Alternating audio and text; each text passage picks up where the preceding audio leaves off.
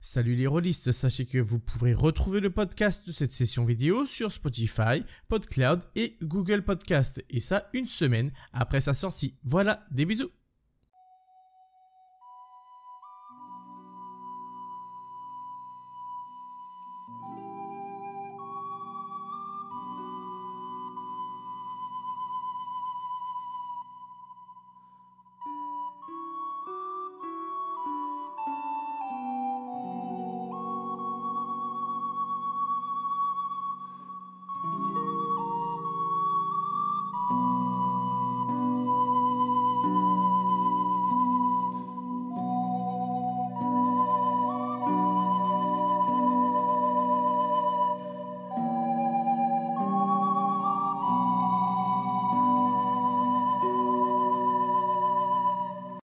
Nous sommes le 10e jour de la première lune de la teinte sanguine de l'an 1131, soit, selon notre ancienne datation, le 10-1 sanguine 131.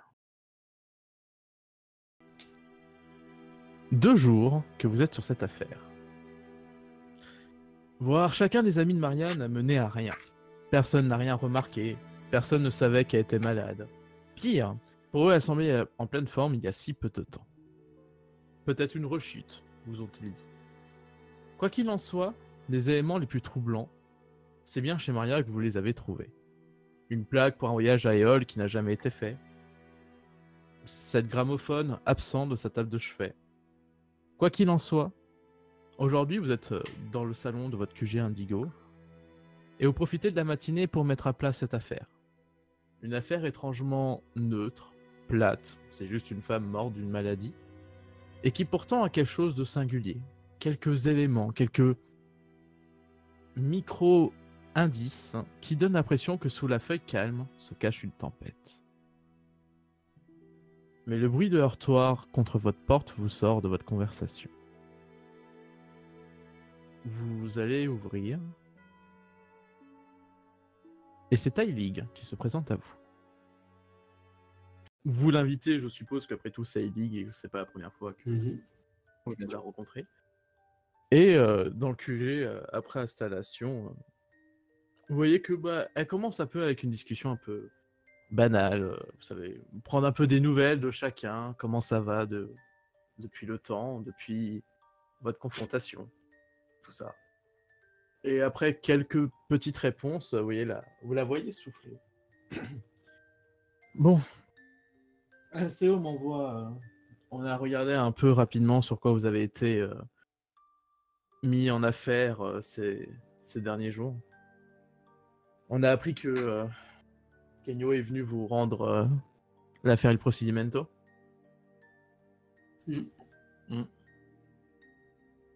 Oui. Je vous souhaite bon courage. Ça n'a pas été simple la première fois. Je suis pas sûr que ça soit plus simple la deuxième. Et il y a LCO qui a quelques réponses sur un élément que vous lui avez demandé.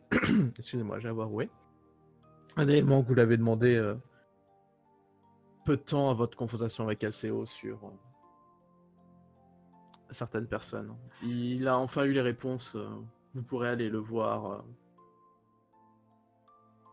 pour qu'il vous en dise plus. Vous en dise plus, pardon, excusez-moi.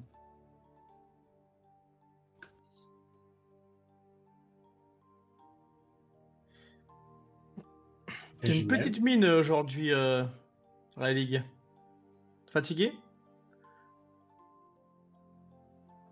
Comme souvent, comme souvent. Ouais. Mais je peux passer par 4 chemins en plus de tout ça.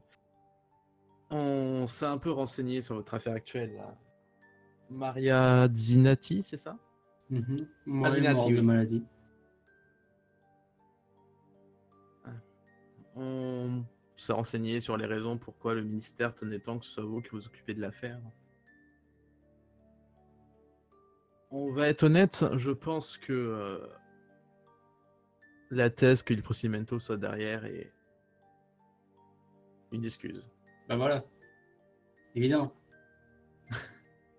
Je donne 10 liges à Kornilov.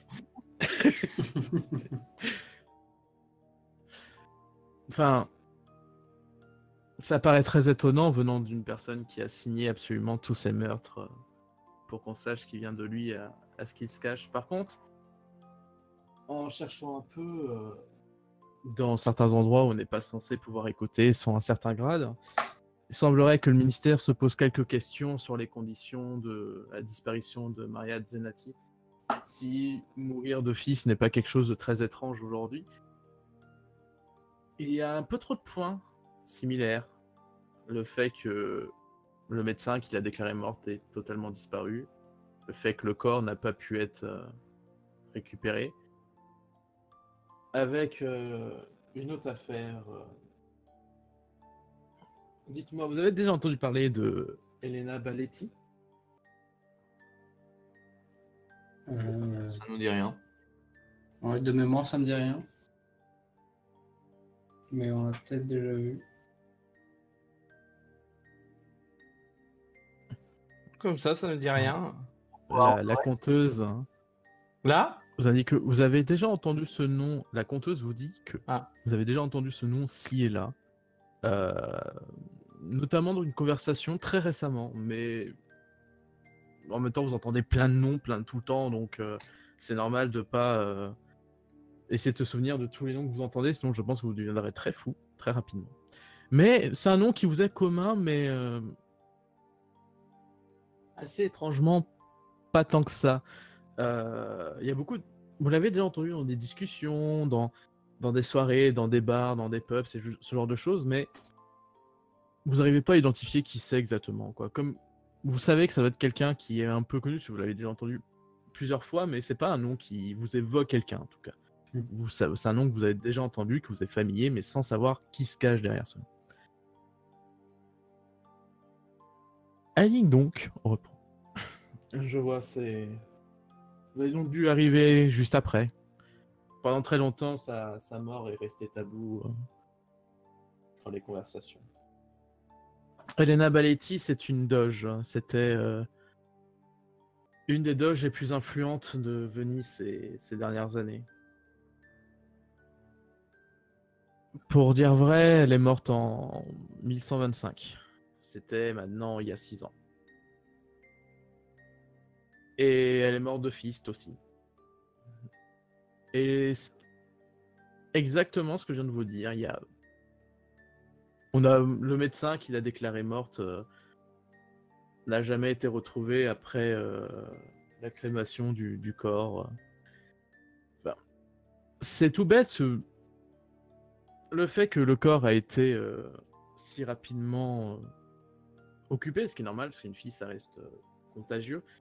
Ça a créé pas mal de mystères autour de sa mort, mais un mystère qui se trame en basse ville, que les gens aiment raconter des histoires pour quelques frissons. Vous voyez, rien de sérieux. Le ministère n'a jamais étudié plus que ça. Il y a eu une enquête rapide, mais il semblerait que, mis à part le fait que le médecin ait vite quitté la ville, hein, il n'y a rien de spécial autour de ça. L'enquête a donné juste une non-suite. Mais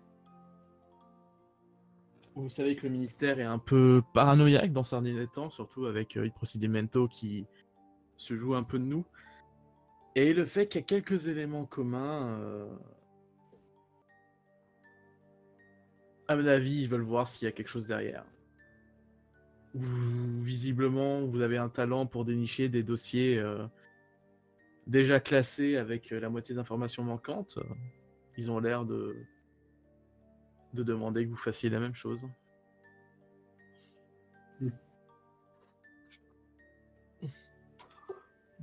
Très bien. Après, Ouais. Pardon, pour l'instant, rien. Pouvoir consulter le dossier nous intéresserait, notamment par rapport à certains indices qu'on a pu retrouver sur la dernière scène de crime. Je fais des guillemets avec mes mains lorsque je dis ça. Ça pourrait être intéressant de voir si les enquêteurs à l'époque ont relevé les mêmes types d'éléments. Il vous suffira de vous rendre au bâtiment institutionnel, le dossier est là-bas. Pour l'instant, ce que je vous ai dit clairement officieux. Ne faites pas de vagues là-dessus, mais j'essaie juste de comprendre pourquoi le ministère vous demande pas directement de faire le lien entre les deux affaires et vous laisse mariner avec Maria Zenati qui, respect à son âme, me semble pas si intéressante que ça en termes d'enquête, de ce que Pas vraiment. j'ai eu vent. Il y a sûrement une raison. Faisons confiance au ministère, mais disons que je vous donne un coup de pouce pour que vous ayez un temps d'avance quand ils vont vous mettre sur cette affaire. Sans que vous avez déjà le procedimento à gérer. Si on peut vous aider, c'est sûrement mieux. J'aurais une petite question dans ce cas-là. Est-ce que vous connaîtriez un moyen très simple, facilement à notre disposition, avec lequel nous aurions pu aboutir à ces conclusions que vous venez juste de nous donner? Ah oui, qu'il y ait un lien entre les deux? Non, en gros, j'aimerais, vu que vous n'avez pas vraiment l'air de vouloir qu'on dise que vous nous ayez filé le tuyau, j'aimerais bien que vous nous donniez un élément plausible pour, comment dire, donner dans le dossier de quel moyen est-ce que nous avons nous-mêmes trouvé le lien entre ces deux affaires. Je sais pas si je suis clair. Si, mais il me semble que... En fait, ce qui vous fait un peu défaut, c'est que soit vous êtes très récent en ville, soit que la personne qui habite ici n'aime pas beaucoup les hauts quartiers. Ce qui fait que le nom résonne moins pour cette personne, mais je pense que n'importe quel Vénitien y songerait rapidement. Je pense qu'il est intéressant de simplement dire que D'accord, oui, c'est vraiment... votre ami Victor a eu vent, puisqu'il était déjà présent en ville lorsque ces événements ont eu lieu, et comme dit, ça a fait beaucoup de bruit, hein. C'est Madame Baletti est une doge vraiment très très influente. Pour vous dire, elle restait au pouvoir quasiment tout le temps, parce qu'elle changeait de loge dans lequel elle exerçait son pouvoir, donc elle est restée des décennies tout simplement au pouvoir. C'est marrant parce que par contre, du coup, notre cible actuelle était simplement professeur des écoles. On n'est vraiment pas du tout sur le même type de profil. C'est pour ça que je pense qu'il y a un peu de paranoïa, mais sait-on jamais. Physiquement, cette dame? Enfin, au pire, nous pourrons toujours voir ça dans le dossier. Il doit avoir des gravures. Et puis, si vous remontez un peu dans la très haute ville, vous tomberez facilement sur des gens qui ont des peintures d'elle, ce genre de choses. Elle avait bien marqué la ville, donc il y a beaucoup de références à elle. Ça, en effet. Tout à coup, le heurtoir de votre porte retentit à nouveau. Eh bien, on va ouvrir. Il y a beaucoup de gens en ce moment. Vous allez ouvrir. Il y a beaucoup de gens en ce moment, c'est bien vrai. Vous allez ouvrir la porte.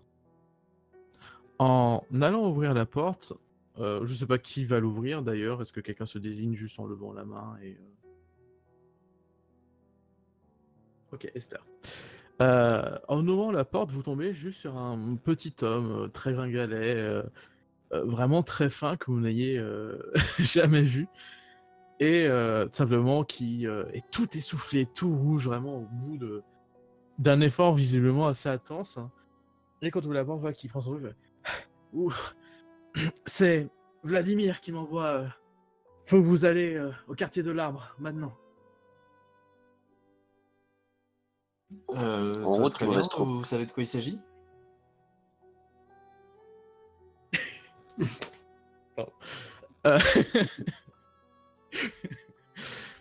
Non, j'ai juste eu un message de Vladimir. Il m'a dit de vous faire venir au plus vite. Très bien, on y va. Il est déjà là-bas, vous le retrouverez. C'est à nous de le payer, ce type-là, ou c'est... Non, il a déjà été payé, non? Oui, c'est un contact de Vladimir. Ok, parfait. Bon bah, dans ce cas-là, vous aviez autre chose dont vous vouliez vous entretenir? Sinon, je me retourne vers notre chère invitée déjà présente. Non, et visiblement, c'est encore urgent, encore une fois, donc... Je vous souhaite bonne chance. Merci beaucoup. Yes, et ben en route. Vous rendrez donc au quartier de l'Arbre. Pour rappel, je ne sais pas si vous vous souvenez de ce quartier. bicyclette. Vous étiez passé rapidement. C'est là où vous avez eu en bicyclette. C'est là où vous êtes tombé sur le Facas ou le Facave. Je ne sais plus quel est le vrai nom maintenant. Fracasse. En tout cas, c'est là-bas que vous étiez tombé sur ce petit groupe militant auquel finalement vous avez laissé un peu couler parce que vous avez eu d'autres affaires plus urgentes. Procimento est forcément un peu plus important que ces gens-là. Mais voilà, c'est là où vous les avez vus la première fois. Voilà. C'est un quartier auquel vous êtes passé de temps en temps, mais sans plus de définition, ça me permet de recontextualiser un peu. Je bois une gorgée d'eau et je continue. Pardon.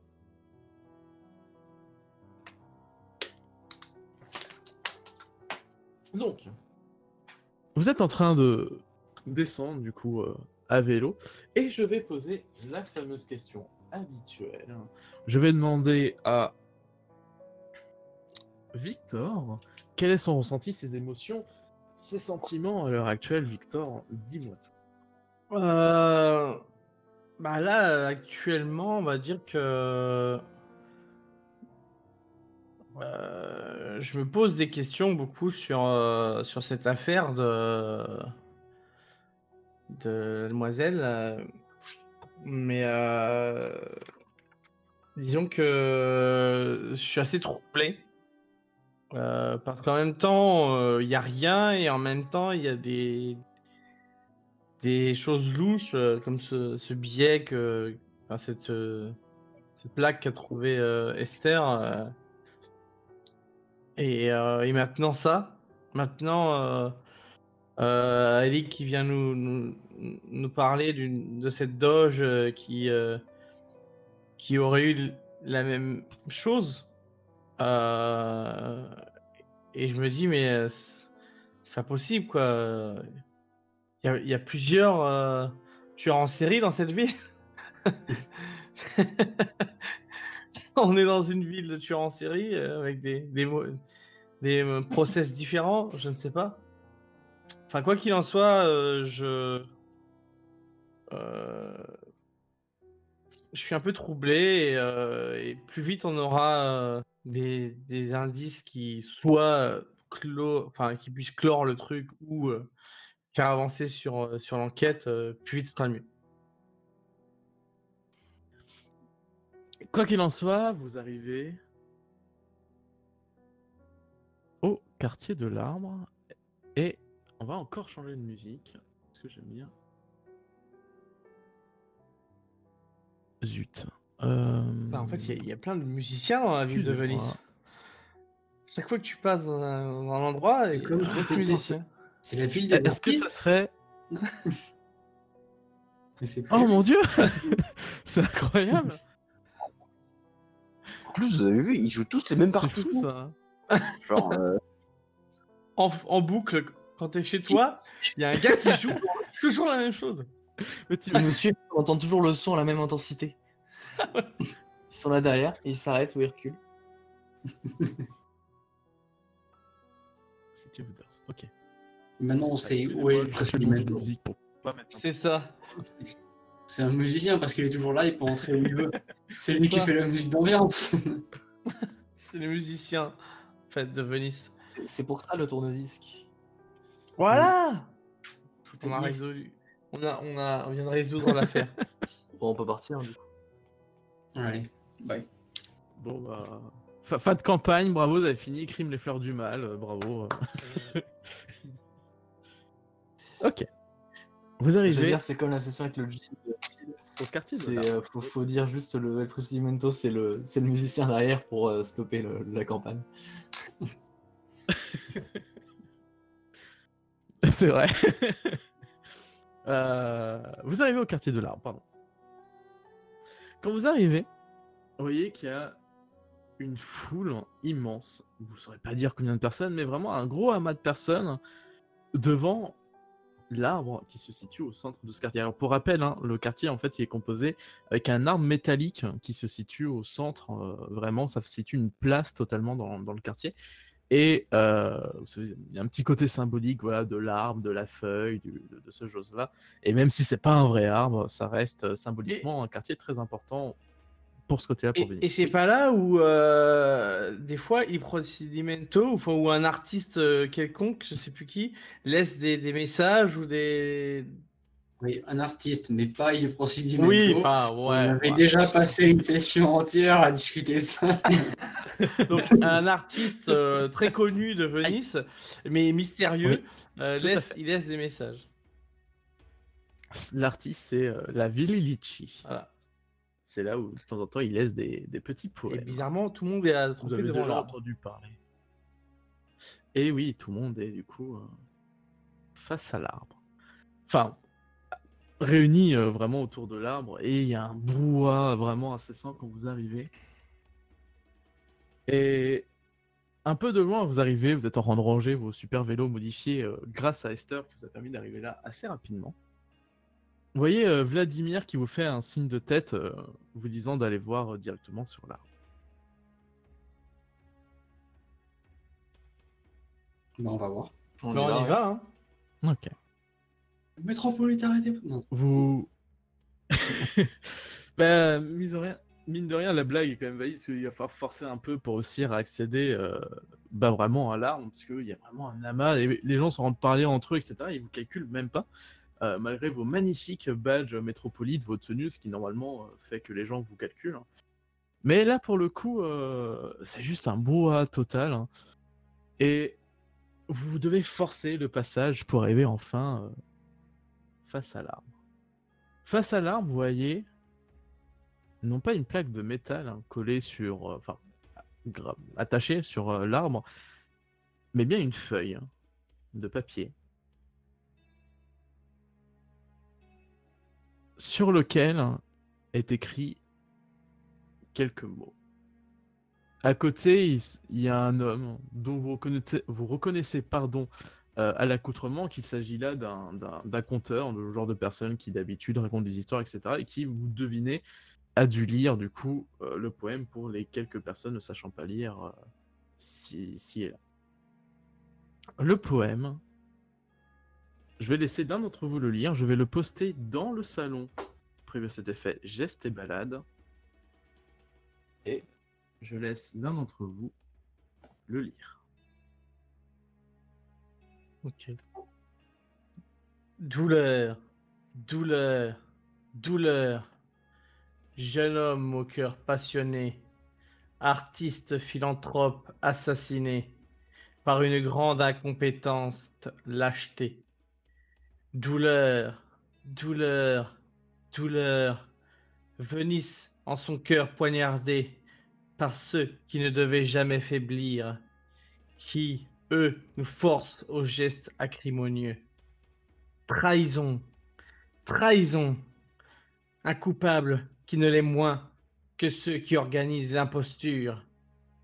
Trahison, trahison, Photus a jamais trahi par un ministère trompeur, menteur, la Veridici.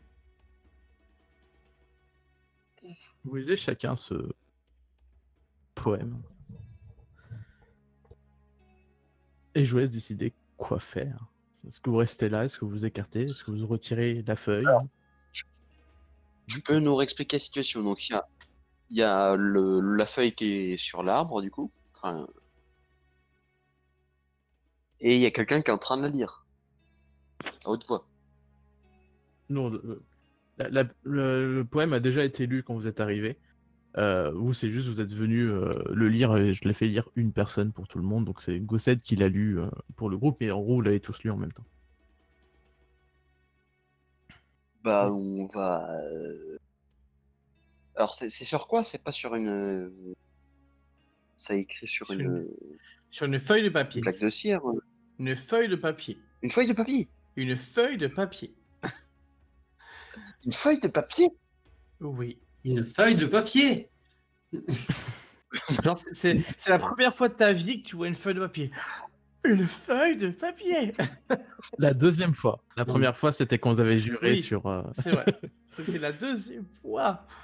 C'est fou, quand même. Il y a peut-être des gens dans l'assemblée qui n'ont jamais vu de feuille de papier, d'où la foule. Mhm. Ok, je vais tout de suite retirer, pas arracher cet écrit subversif de manière très délicate.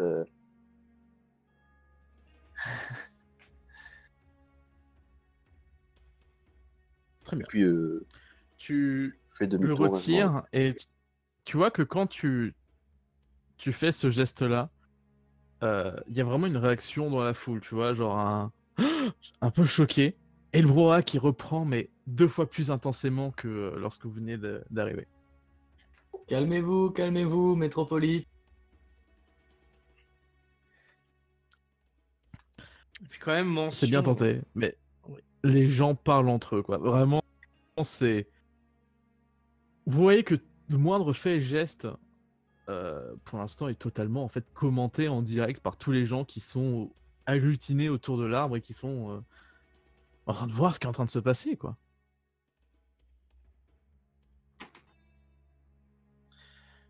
Du coup, Hugo, il y a autre chose d'écrit dessus ou derrière peut-être?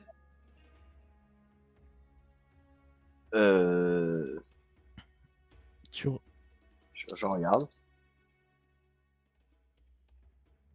tu regardes la feuille et, mis à part le poème écrit dessus, évidemment, il n'y a rien d'autre d'indiqué.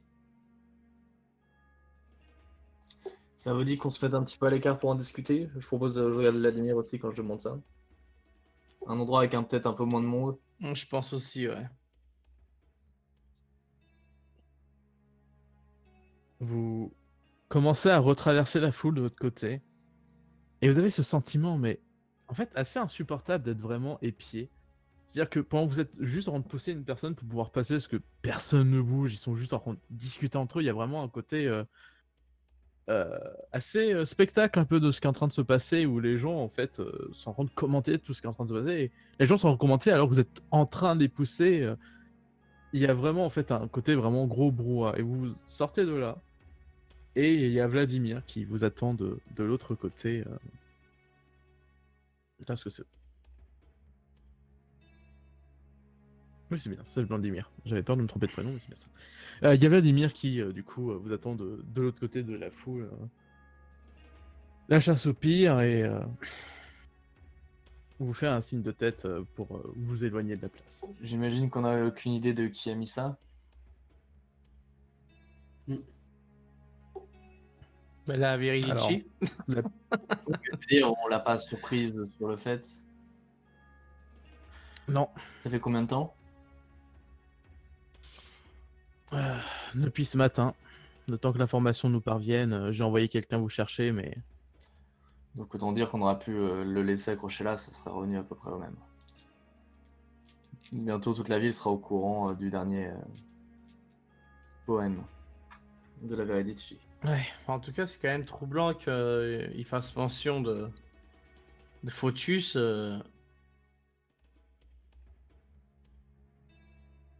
Enfin, on a quand même l'impression que ça regroupe un peu les affaires, quoi. Mhm.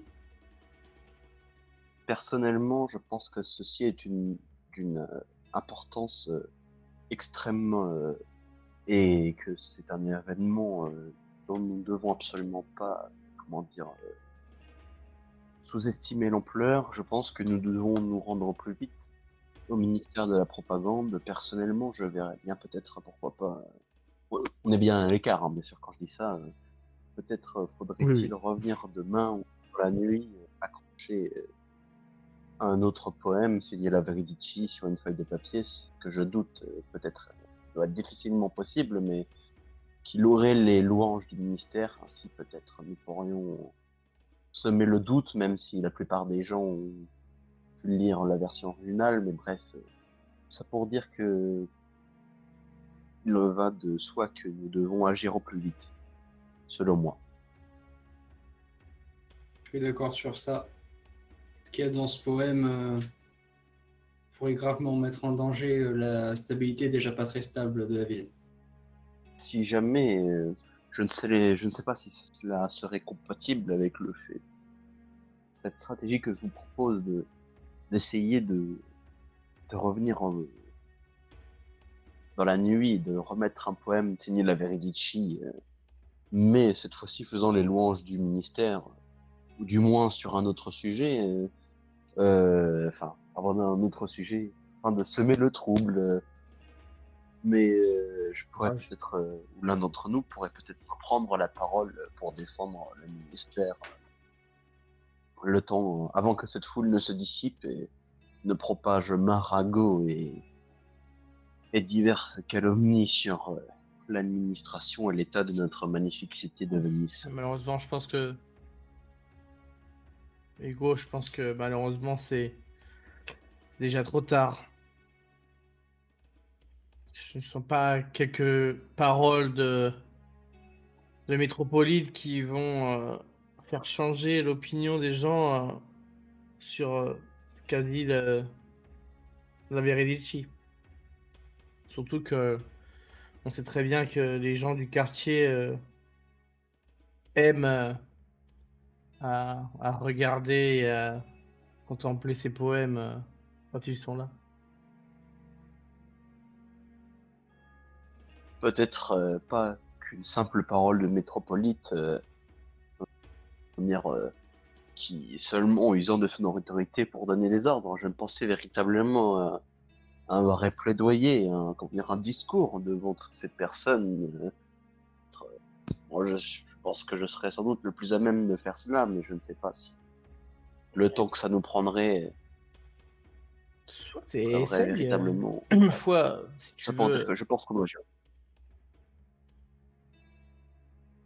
si tu veux le faire, n'hésite pas. Je te mets juste en garde que le costume que nous portons, l'uniforme que nous portons, parfois peut nous porter préjudice et en ce moment même, je pense que les gens ne nous portent pas dans leur cœur. Mais ta verve est bien connue de tous, donc je t'en prie, fais donc. Et bah, comment dire, est-ce qu'il y a une estrade, quelque chose, un truc, un rocher, j'en sais Il y a- rien, qui pourrait Il y a permettre un de- arbre. comme dans Place-toi devant l'arbre. Place-toi sur devant toute la l'arbre. place, oui, mais un banc, n'importe quoi, qui pourrait permettre de... Non, même pas. Je D'être je un peu pense sur que la gauche. l'arbre serait Si. une bonne idée, ce qu'il y a devant l'arbre. Il y a un arbre et quelques bancs, parce que c'est une petite place de tranquillité. Ok, bon, bah, je confie délicatement ce papier à je sais pas, Victor. Et qui me prend la main. Je lui tends le papier, puis je dirige de ce pas vers cet arbre.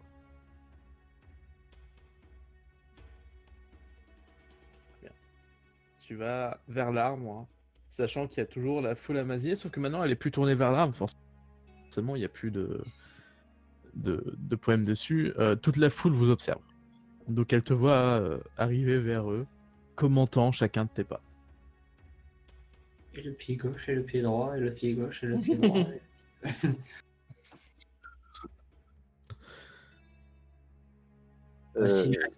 Par contre, s'il reste trop concentré sur nous tous et que du coup il suit pas tous Hugo du regard, je pense qu'on va juste l'accompagner jusqu'à lui servir d'accompagnateur jusqu'à l'arbre. Hein.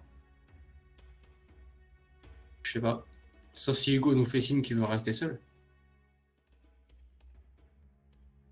Allez, rendez-vous au ministère, je m'occupe seul de tout ceci. Ok, bonne émeute, à plus tard. Je pense que ce serait mieux qu'on reste à côté. Hein. Personnellement, je pense que c'est... Du coup, je veux savoir, est-ce que... Oui. Je veux savoir, est-ce que du coup, le reste du groupe Il reste. reste Il reste. ou s'en va? Il reste. il Oh, moi, je respire. reste. Je reste. Je veux voir sa plaidoirie, sa verve. Ok. Hugo, tu es face à cette foule qui... Enfin, tu es pas encore au niveau de l'arbre, tu es face à cette foule, il faut que tu la traverses déjà. Tu y vas comme à l'allée, tu pousses encore pour passer. Du coup, je m'installe devant l'arbre et...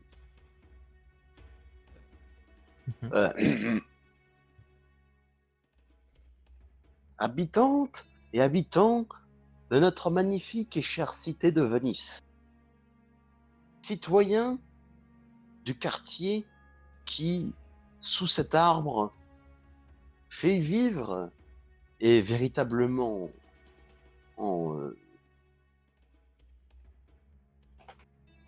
rend connu à travers toute la toile la grande et magnifique Venise. Vous n'êtes pas sans savoir que sous cet arbre même, il y a peu, des écrits calomniant notre magnifique et, si je puis dire, très efficace administration de la cité qui, aujourd'hui, si jamais elle n'était pas là, ferait en sorte que cette ville ne soit qu'anarchie, que plus personne ne soit en capacité de pouvoir rédiger, véritablement laisser exprimer l'art, cette chose magnifique qui nous unit tous, nous artistes, poètes, peintres, que sais-je encore, comédiens. Tout ceci n'est permis que parce que le ministère, les ministères qui font en sorte que cette cité tourne, protège et, bien sûr, laisse exprimer ses citoyens. Néanmoins, tous ces écrits calomnieux ne sont absolument et en aucun cas possiblement des choses que nous pouvons afficher. Qui aujourd'hui ne regrette et souhaiterait en faire en sorte que les métropolites disparaissent? Qui souhaiterait se faire agresser à tous les coins de rue? Qui souhaiterait à ce que nos théâtres soient rackettés par des bandes de balandrins qui habitent dans ces bas quartiers, en dessous de nous? Tu Si entends jamais, et je dis bien si une jamais, voix s'élever. Attends. Il y a une voix qui s'élève pendant que tu parles. Hein. En soi, ça se passe en même temps, mais comme on est sur Discord, c'est un peu compliqué qu'on parle en même temps. Mais il y a une voix qui s'élève alors que tu es en train de tenir ce speech. Une voix d'un peu vers le fond de la foule, hein. Qui va tout simplement s'écrier il y a 10 ans, on s'en sortait très bien sans vous! Et qui semble avoir un petit brouhaha de... pas forcément d'acceptation, mais la phrase fait sens. et depuis ces 10 Je ans, te laisse continuer. combien de criminels ont été arrêtés? Hein? Car vous réagissez, mais combien de voleurs, d'escrocs, de tenanciers de bars illégaux qui fourguent à tout ce bas peuple qu'il nous faut tout de même reconnaître les mérites de faire tourner quelque peu notre grande et magnifique cité, du poison. Sans les métropolites, nous serions tous, comme je l'ai dit plus tôt, dans une anarchie la plus complète, la plus totale. Il nous serait impossible même de nous rassembler en ce jour pour admirer la beauté des vers et du lyrisme de tous ces auteurs qui viennent publier dans ce quartier. Alors certes, nous sommes en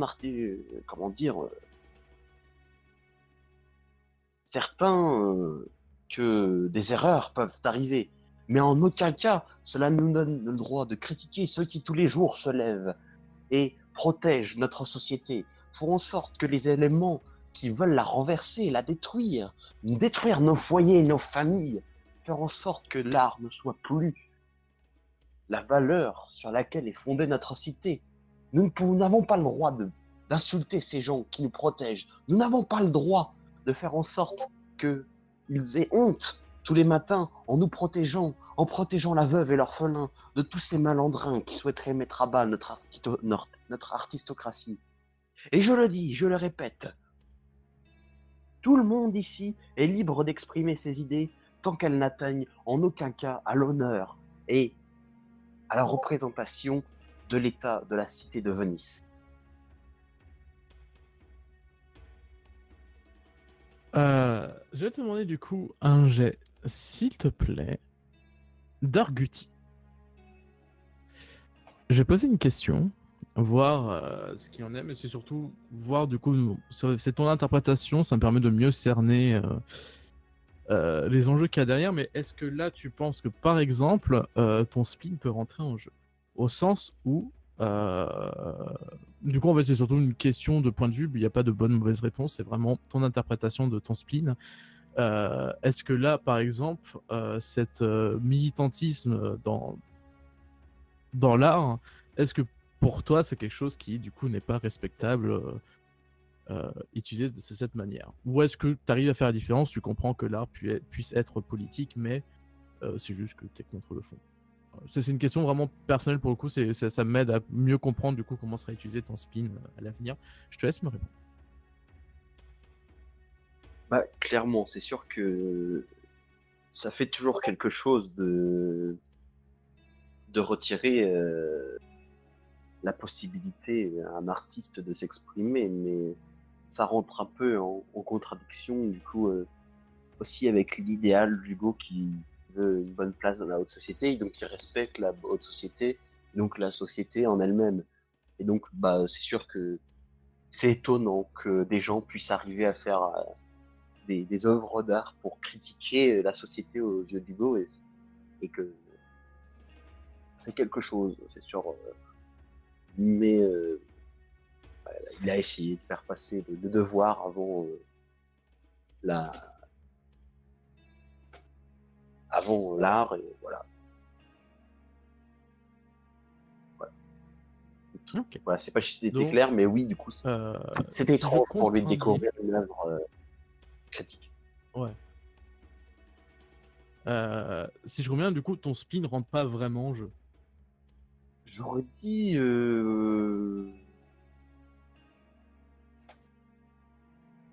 Ah oui, c'est pas trop répondre à cette question. Bah si, quand même, ça fait étrange aussi Si. je pense, de retirer la possibilité, comme je le disais, à un artiste Ouais, d'exprimer. ok. Voilà. Eh bien, dans ce cas, déjà merci de ton honnêteté, parce que ça va pas forcément jouer en ta faveur, mais je te demanderais du coup de faire un jet d'Arguti avec le spin activé, ce qui fait que tu vas lancer 3d6 et tu vas retirer le meilleur des dés. Ce qui fait que tu auras que les deux moins bons.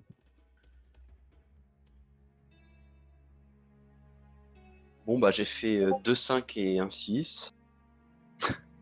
Ça fera 10 plus Argussi 4. Ouais. Donc ça fait 14. Ok. Ah, Alors, aussi, je regarde un peu mon je me dois d'être honnête. Est-ce que la foule, du coup, c'est des gens, c'est des ouvriers ou quoi, qui ont l'air crasseux ou quoi, Parce que moi j'ai un trait, c'est il est hautain avec des gens inférieurs. Oui, c'est vrai, bien vu.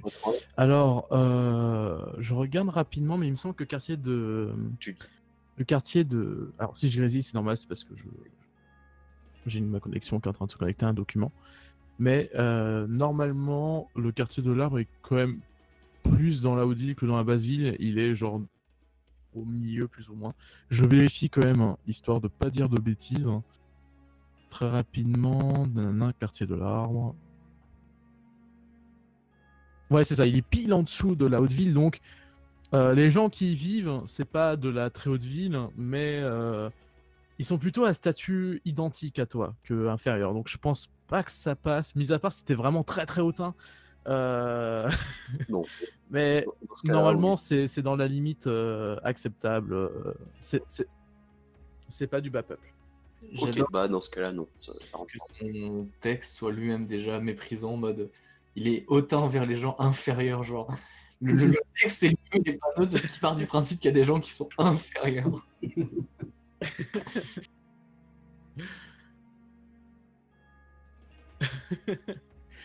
Alors, ok, donc du coup, t'as fait 14, ce qui est déjà un très bon résultat. Et moi, je lance Très bien. Alors, il se passe des choses incroyables hein, ce soir en termes de jet. Puisque tu as fait un statu quo. Ok. Je vais pas te mentir, la foule est un peu récalcitrante, mais tu remarques que malgré tout, ça aurait pu être bien pire. C'est-à-dire qu'il y a pas mal, une bonne partie de la foule qui a l'air clairement, enfin qui part en discussion entre eux, en débat, et ça a un ton assez houleux, mais le débat est entre eux, et malgré tout, s'il y a un débat, c'est-à-dire qu'il y a aussi des gens qui te soutiennent, donc il y a des gens qui, comme toi, pensent que l'arrivée du ministère, etc., à Venise, ça a été une bonne chose. Donc t'es pas non plus face à une foule convaincue à 100% que vous êtes le mal. Malgré tout, il y a du débat, mais là où tu t'en sors bien, c'est que le débat est entre eux, c'est houleux entre eux. Tu sais que là, tu te dis à cet instant même que si jamais tu aurais mis un petit peu trop de ton côté hautain dans ce discours, tu aurais pu te prendre une foule en colère, et autant de gens qui auraient pu te vouloir du mal, ça aurait pu être très compliqué. Mais heureusement, c'est entre eux qui se disputent, et tu te dis que t'as fait de ton mieux. Au moins, il y a quelques gens qui vont soutenir le ministère, et que c'est le moment de t'éclipser avant que leur attention revienne sur toi. C'est bien, j'ai créé la dissension, divisé pour mieux régner. C'est parfait. Enfin, bon, ça aurait été mieux de tous les convaincre. Mais...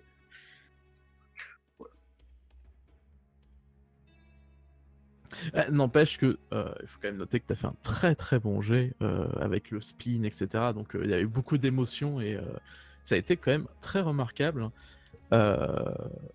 Donc, même si ça aurait été mieux de tous les convaincre, tu as quand même, tu penses, une des meilleures fins possibles de cette situation.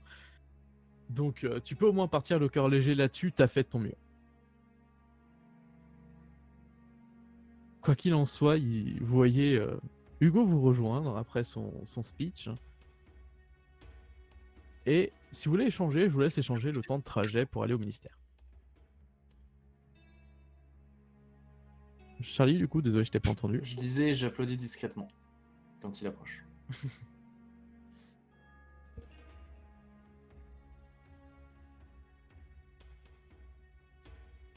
Très bien. Et si les gens veulent échanger, oui, pourquoi pas. Surtout que j'ai potentiellement une théorie sur l'enquête en cours, mais c'est très farfelu comme théorie. Kornilov va pas aimer. Ah ouais?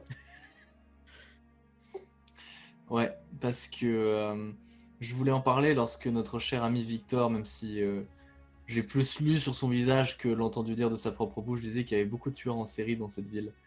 On est un peu à l'écart de la foule là. Oui, là en fait vous prenez vélo et vous allez au ministère. Donc, vous êtes je vous préviens, c'est vraiment très farfelu. Comment dire, j'ai pas spécialement d'indices qui me laissent penser que cette théorie est bonne. C'est plus une idée qui m'est passée par la tête et qui semble. Enfin, en vrai, je me dis pourquoi pas, et ça expliquerait 2-3 trucs. Il faut se méfier des théories qu'on trouve parce qu'elles expliquent 2-3 trucs. En gros, je me demandais. On avait dit, oui, l'enquête en cours, il pourrait peut-être y avoir un lien avec le procedimento, peut-être que le ministère de la propagande est plus ou moins au courant, peut-être que c'est pour ça, par exemple, qu'il manquait l'espèce de... j'ai oublié le dictaphone, non, c'est le gramophone qu'on utilise, sachant que nous c'est un gramophone qui permet d'enregistrer et de diffuser. Et comme disait, enfin, comme le présageait notre ami Victor, c'est vrai que ça fait beaucoup de tueurs quand même dans cette ville, alors... C'est possible que ces deux affaires n'aient aucun lien et qu'en effet, ce soit alors peut-être pas un tueur, mais c'est vrai que l'idée des médecins qui disparaissent, etc., ça paraît quand même vraiment étrange. Bon, on peut quand même supposer qu'il y a quand même un acte volontaire là-dedans. Je vois pas comment de manière accidentelle le même schéma pourrait se reproduire 6 ans après. Mais moi, je me demandais, est-ce que la première mort, sans s'enlever les dossiers, si on trouvait des liens assez similaires à l'enquête actuelle, comme peut-être par exemple le gramophone ou même d'autres trucs, est-ce que ça aurait pas pu être à l'époque un genre de coup d'essai d'il procedimento, genre une espèce de premier meurtre, mais pas sous le blason d'il procedimento, mais fait par la même personne qui tente de tuer quelqu'un. Et vu qu'on sait que ce dernier est très joueur et qu'il adore nous tourmenter, On avait dit qu'il aurait potentiellement un lien aussi avec les métropolites, hein, ça se trouve c'est lui qui nous a mis sur cette affaire. Ça pourrait pas être une manière à lui, comment dire, de nous renseigner, enfin je sais pas si vous voyez ce que je veux dire, de nous rebalancer là-dessus.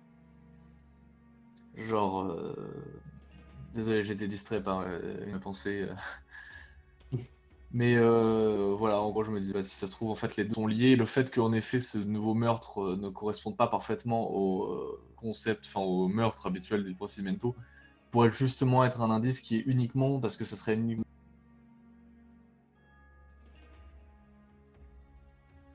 Il procedimento a frappé. Maintenant, en le disant, je viens de me rappeler, quand est-ce qu'étaient les premiers meurtres officiels du procedimento? C'était il y a combien d'années, etc. Parce que ça se trouve, c'était il y a plus de 6 ans, et dans ce cas-là, ma théorie est complètement baisée. Mais... On est sur, je crois que c'est dans les années 28, si je me souviens bien. Ouais, on est sur du 30 max, et le plus vieux, c'est du 28. Bah voilà, du coup, je vous laisse du coup réagir dans la conversation. On va dire que bon, voilà, rapidement, Hugo a failli se déraper, se casser la gueule, mais il est revenu. Et voilà. Cette Ouais, théorie, c'est Il nous laisse reprendre. Il est parti se laver les mains parce qu'il s'est mélangé à la populace et il pouvait pas. Ouais, non, Mais, mais c'est intéressant. Mais du coup, C'est intéressant comme réagissez théorie. ou passez à autre chose. Je vous laisse discuter. C'est intéressant Pardon, excusez-moi, comme je l'ai pas. théorie et je pense qu'il y a peut-être un fond de vérité. J'ai moi un peu ma petite théorie qu'on pourrait presque considérer dérivée de celle-là, mais je pense que je vais pas m'avancer tant qu'on n'aura pas vu le fameux dossier du meurtre du passé. Carrément. Mais j'ai une idée assez proche. C'est bien, on est un peu tous sur la même longueur d'onde. Alors. Il y a quelque chose qui chiffonne. Kornilov. Parce que ces dernières semaines n'étaient pas les meilleurs entre nous, hein, depuis l'affaire. Ah oui, la fameuse.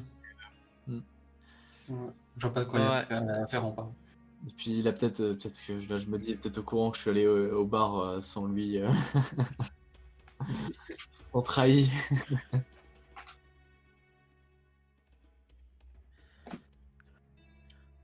Ouais. Très bien. Si personne n'a autre chose à échanger, on peut passer du coup à votre arrivée au ministère de la... Enfin, au bâtiment institutionnel du ministère de la Propagande pour utiliser le nom entier. Je rechange de musique, parce qu'on change de quartier. Gossel, je suis désolé, ça te faire beaucoup de changements de musique à cette session. Mais ça fait du bien de voyager un peu, je sais pas ce que vous en pensez. On passe d'un quartier à l'autre, les musiques changent. Sympa. Bref. Vous arrivez au bâtiment institutionnel du ministère de la Propagande. Propagande, pardon, excusez-moi. Déposez vos vélos et vous rentrez dedans. Comme d'habitude, vous tombez sur cet accueil au rez-de-chaussée. Et je vous laisse échanger du coup avec le jeune homme de l'accueil. Si vous avez des questions, ou si vous voulez vous entretenir avec quelqu'un, enfin bref, je vous laisse vous annoncer comme vous le souhaitez. Bonjour. Dites-moi, est-ce que vous savez si Alceo est présent? C'est bon. Oui, il a pas quitté les quartiers. Oui, il est toujours en haut. Ok, je vous remercie. Du coup, je regarde les autres et je dis, écoutez, est-ce qu'on ne parlerait pas de tout ça avec Alceo?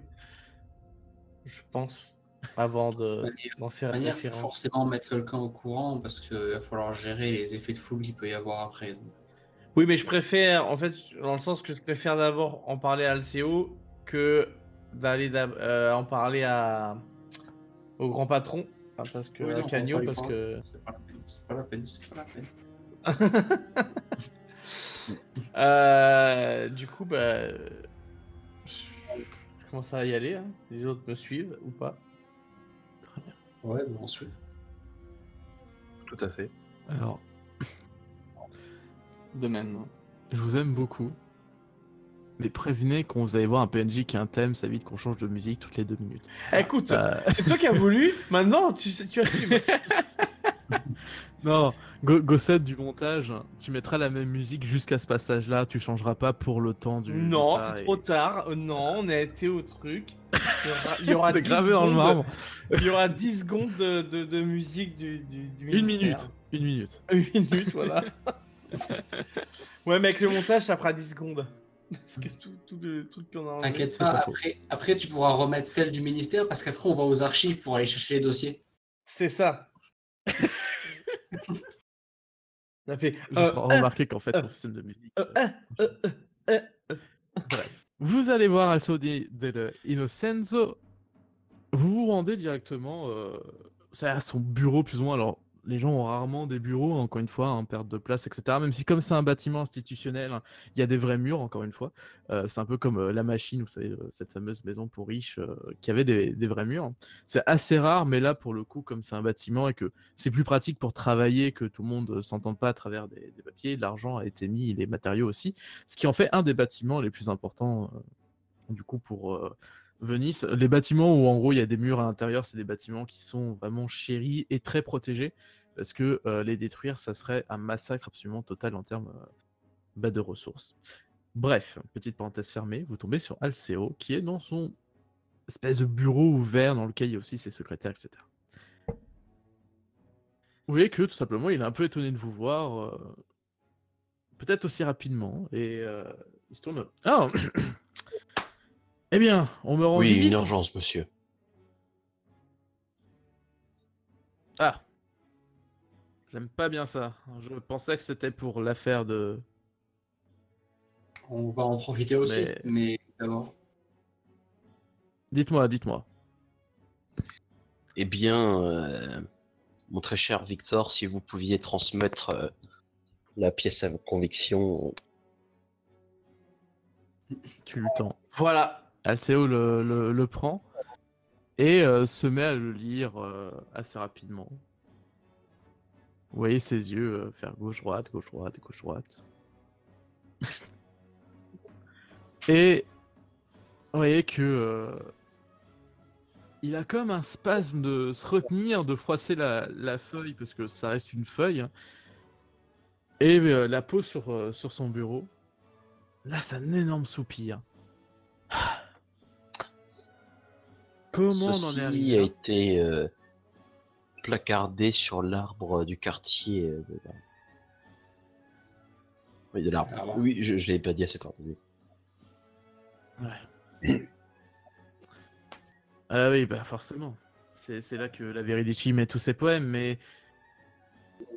j'aime pas bien ça, je dois vous l'avouer. Vous savez, la Veridici, c'est la parole du peuple, ça fait des années qu'elle laisse des poèmes que tout le monde lit, que... Quand on a pu se la mettre à dos, Oui. je sais pas. Quoi qu'il en soit, c'est très bien que vous ayez déjà réagi. Vous savez depuis quand le poème tourne Très tôt. Depuis quartier. très tôt dans la matinée, visiblement, et malheureusement, un attroupement conséquent des habitants du quartier a pu lire le poème, et nous avons donc dû le décrocher sous leurs yeux. Nous avons préféré agir au plus vite. J'ai pris la responsabilité de prendre la parole pour, comment dire, tenter de faire taire toutes ces idées subversives et allant contre le bon sens et la morale. Une partie conséquente du public semble avoir été réceptive, mais l'autre partie l'a été moins. Toujours en est-il que nous sommes partis alors que divers débats avaient lieu. Je tiens à assumer toutes les responsabilités de cet acte que j'ai entrepris. Et nous avons dû agir dans l'urgence. Peut-être ce n'était pas la chose à faire, mais c'est ce que j'ai fait. Et C'est de mon initiative. Je vous le reprocherai pas.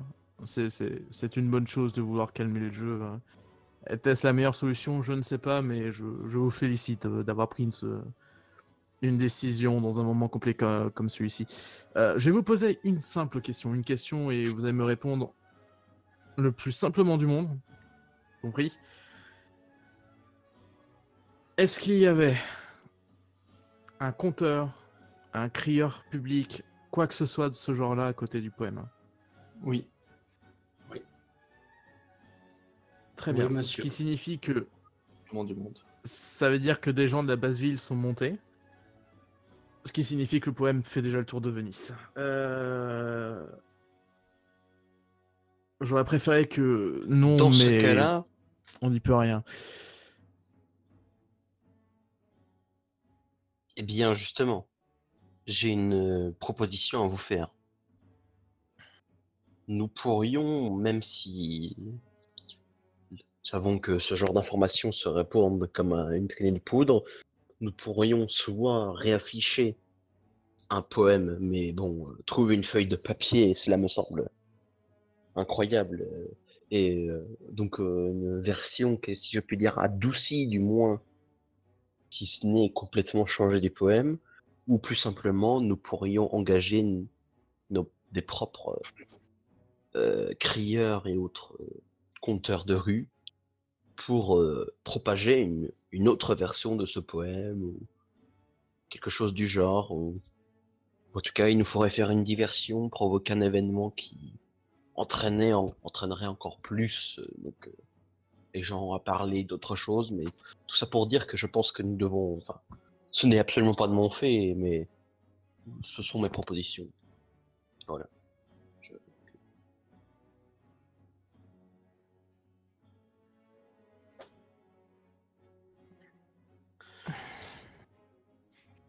C'est une proposition intéressante, mais il faut agir avec parcimonie. Il faut voir si cela se tient ou pas. Disons que la moindre manipulation qui serait révélée nous enfoncerait bien plus que simplement la lecture de ce poème. Mais je pense que ça reste intéressant. Il y a peut-être quelque chose à faire, mais je ne sais pas encore dans quel ordre, il faut y réfléchir. Je pense qu'il faut pas prendre de décision hâtive. Hein. Et je pense que vous êtes malgré tout bien utile sur cette affaire. Il va falloir se décider à comment réagir. Il va y avoir des prises de décision qui vont venir d'au-dessus de nous, mais aussi de nous, de vous. Et s'il y a des décisions qui prennent de vous, je veux que ce soit les meilleures, compris? Je veux absolument que vous soyez irréprochable là-dessus, commettez aucune erreur. Et on a plein de solutions qui s'offrent à nous. On pourrait chercher qui est la Veridici et s'occuper enfin de savoir ce qu'il y a derrière, mais c'est pas la solution la plus simple, je vous l'accorde. Si cela vous paraît trop de travail qu'avec ce que vous avez déjà, vous pouvez soit faire comme la plupart des métropolites et déléguer des tâches, soit tout simplement passer outre. Mais sinon, il est dans notre devoir de s'assurer que la société ne commence pas une révolte populaire, intellectuelle ou quoi que ce soit. Si c'est le cas, on aura des problèmes encore bien plus compliqués à gérer que l'affaire Il Procedimento, qui nous prend déjà, je pense, un temps fou et beaucoup de notre santé mentale. Je vous le dis, ce que vous me rapportez là est une bien mauvaise nouvelle. La Veridici, ça fait vraiment des années que c'est le ou la poète. Je mettrais plutôt là parce que la Veridici, mais c'est vraiment le poète du peuple. Hein. Beaucoup de théories sur qui elle peut être, où est-ce qu'elle vit, tournent. Hein. Tout le monde connaît la Veridici à Venise. Tout le monde. Il n'y a pas une seule personne qui est... qui est insensible. Hein. Et il y a beaucoup de questions qui se posent dans ce poème. La mention de Photius, la prise en... Enfin, le fait qu'on soit directement attaqué, nous, ministère de la Propagande, alors que on n'est pas les seuls sur l'affaire du procedimento, je ne sais pas. Il y a beaucoup de choses à gérer. Moi, je vous pose qu'une question. Est-ce que vous pensez avoir les épaules pour aussi gérer cette affaire de votre côté, sachant que le ministère réagira, mais disons que si j'ai des hommes de confiance sur l'affaire, je pense avoir de meilleurs résultats que juste quelques directives qui nous seront données.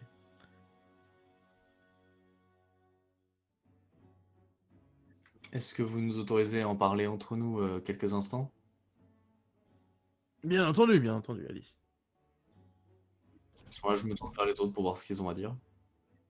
Eh bien, je suis personnellement absolument pour que nous prenions en main cette affaire et que nous participions directement à contrer les effets de ces écrits subversifs. Je pense que, comme l'a dit Alceo, de nombreuses possibilités s'offrent à nous. Nous pourrions trouver la Veridici, nous pourrions, pourquoi pas, j'y ai pensé également, créer un autre, créer, je m'entends, mais un autre poète qui se mettrait aussi à écrire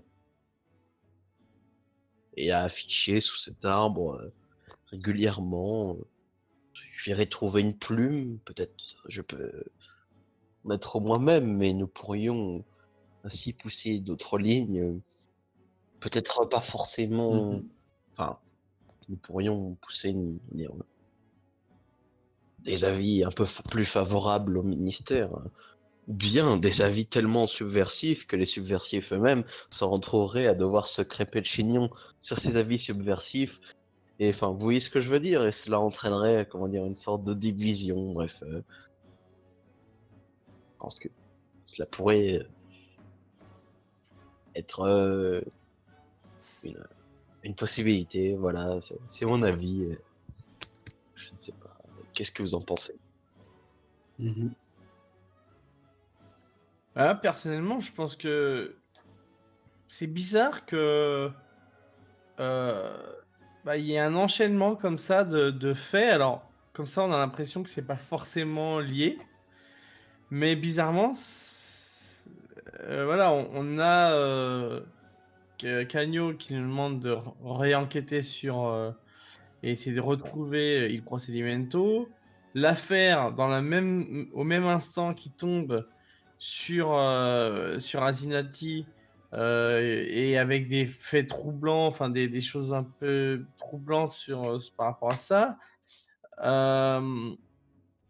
Le fait que on reparle de cette doge qui a connu la même chose qu'Asinati et maintenant la note de la Veridici qui tombe sur cet arbre et qui montre clairement du doigt le ministère et une enquête qui a un lien avec Il Procedimento, ça fait quand même quelque chose d'assez troublant personnellement. Et je trouve ça très bizarre.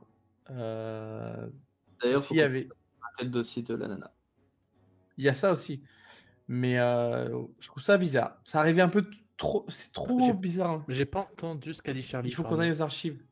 Récupérer pour le dossier. Sur la première moment.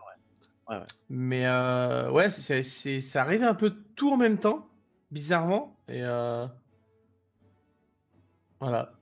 Je trouve ça bizarre. Et toi, Cornelo? Déjà, cette affaire-là, avec la Veridici, de toute manière, on est obligé de la prendre parce qu'elle est liée à Il Procedimento, à Photius et tout ça, donc on est obligé de la prendre. Ça fait partie de notre affaire qu'on a déjà entre les mains. Donc, il n'y a pas de question sur ça. Moi, je suis pour l'opération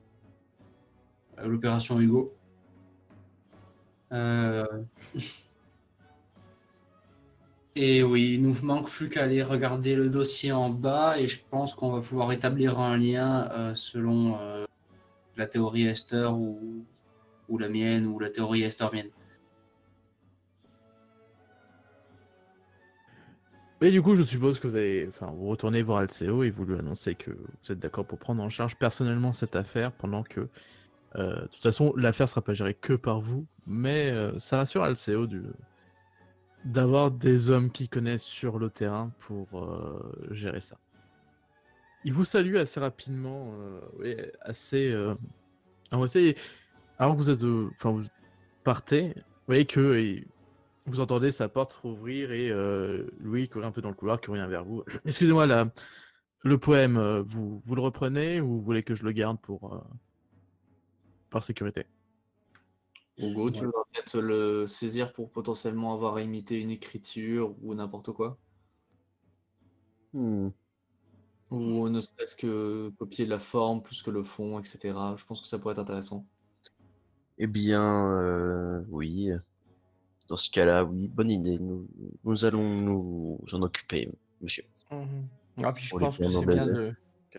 c'est bien de le garder aussi parce que peut-être plus tard ça pourrait, pour une raison ou pour une autre, nous servir si jamais il y avait d'autres lettres, enfin d'autres poèmes de ce type avec, que sais-je, des gens torturés qui penseraient à faire des schémas.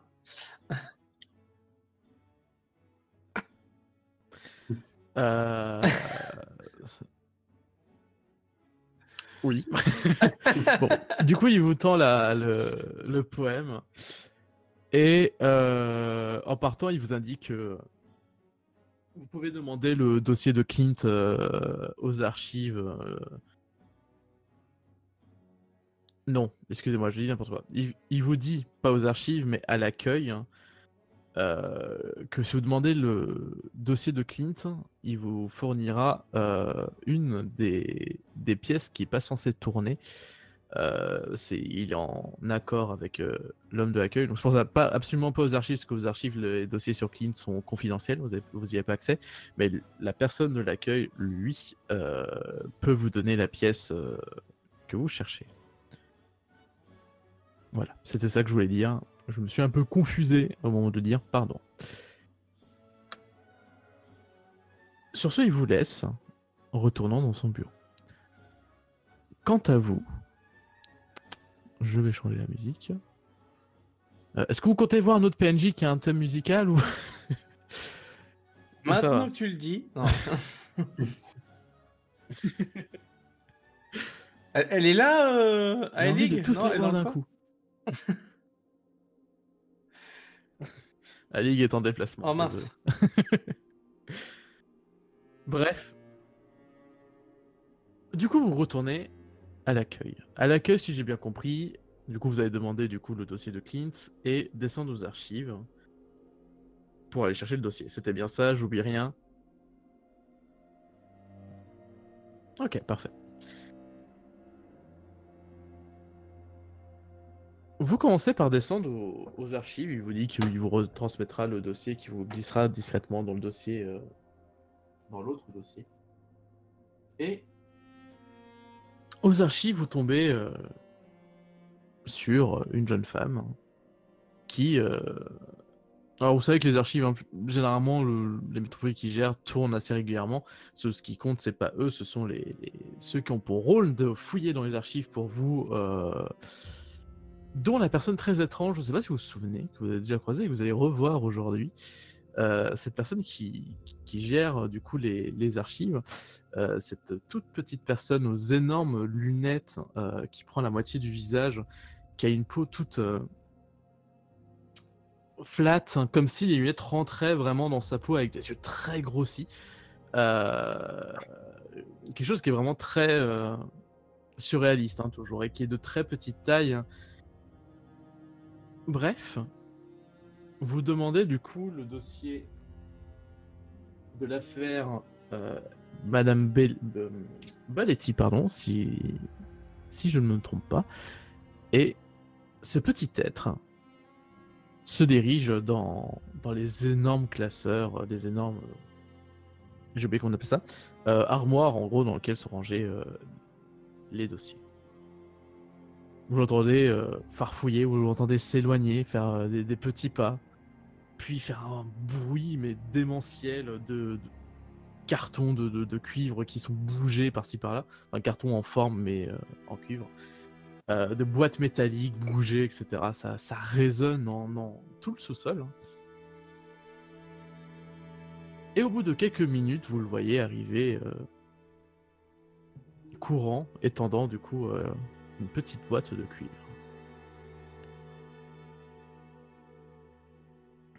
Vous la saisissez, vous remplissez les documents officiels que vous devez saisir.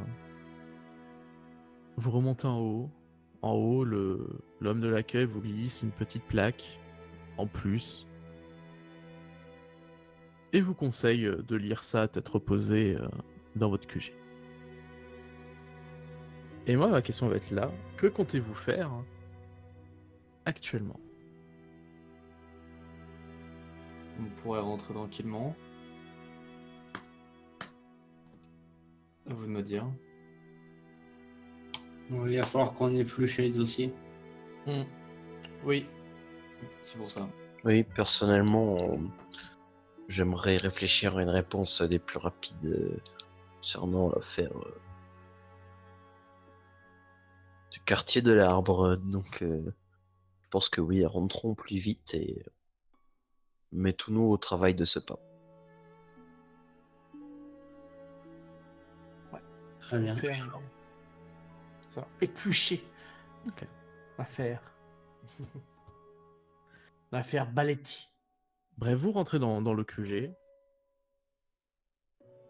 Et du coup, je vais vous laisser vous installer à l'étage, comme d'habitude, pour travailler autour de cette grande table qui vous a été offerte grâce à vos...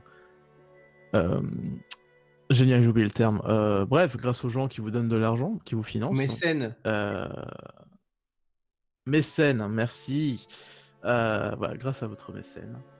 Et vous allez pouvoir éplucher les dossiers, vous allez éplucher un peu tout ce que vous avez à faire. Je vais d'ailleurs exceptionnellement intervenir dans votre organisation juste une fois pour vous rappeler du coup les affaires que vous avez en cours. C'est la seule fois que je le ferai. Et je vous conseille à l'avenir de quand même avoir toujours ça en tête de on travaille sur quoi, parce que à partir de maintenant, on rentre vraiment dans la mise en place du RIMT très libre, dans lequel vous allez décider sur quoi vous bossez, quand vous bossez, etc. Du coup, vos 4 affaires en cours, c'est plus ou moins ce que vous allez là voir, ce que vous allez pouvoir en discuter, etc. C'est pour ça que je me permets de le faire exceptionnellement une première fois. Vous avez effectivement l'affaire El Procedimento, bon, je pense que vous l'avez bien en tête, celle-là. Vous avez l'affaire du coup de Maria Zenati, qu'il faut pas oublier parce que malgré tout elle est là, même si elle est en lien du coup effectivement avec l'affaire Elena Baletti. Mais ça reste quand même pour l'instant 2 affaires différentes, donc il ne faudra pas oublier que l'une peut être réglée sans l'autre, etc. Elles sont en lien, il faut sûrement explorer énormément l'une pour avoir des réponses sur l'autre, mais ça reste 2 affaires différentes. Et maintenant vous avez aussi la Veridici à gérer. Voilà, ce sont vos 4 affaires actuelles. Et je vous conseille souvent de faire ça parce que sur une de vos feuilles, un truc comme ça, limite dans vos carnets du joueur, vous savez, dans le partie notes, d'écrire un peu les affaires que vous avez en cours, parce que une quête secondaire, un truc comme ça, ou par exemple un PNJ, par exemple ce que vous avez fait la semaine dernière qui était génial, d'aller voir des PNJ pour établir des trucs que vous êtes en train de faire, notez-les-vous comme truc à gérer, parce que comme c'est vous maintenant, je me permets ce petit moment un peu overplay, mais je pense que c'est important d'amener la transition comme ça. Comme là, on est vraiment au moment où ça va être vous qui va gérer le RIMT.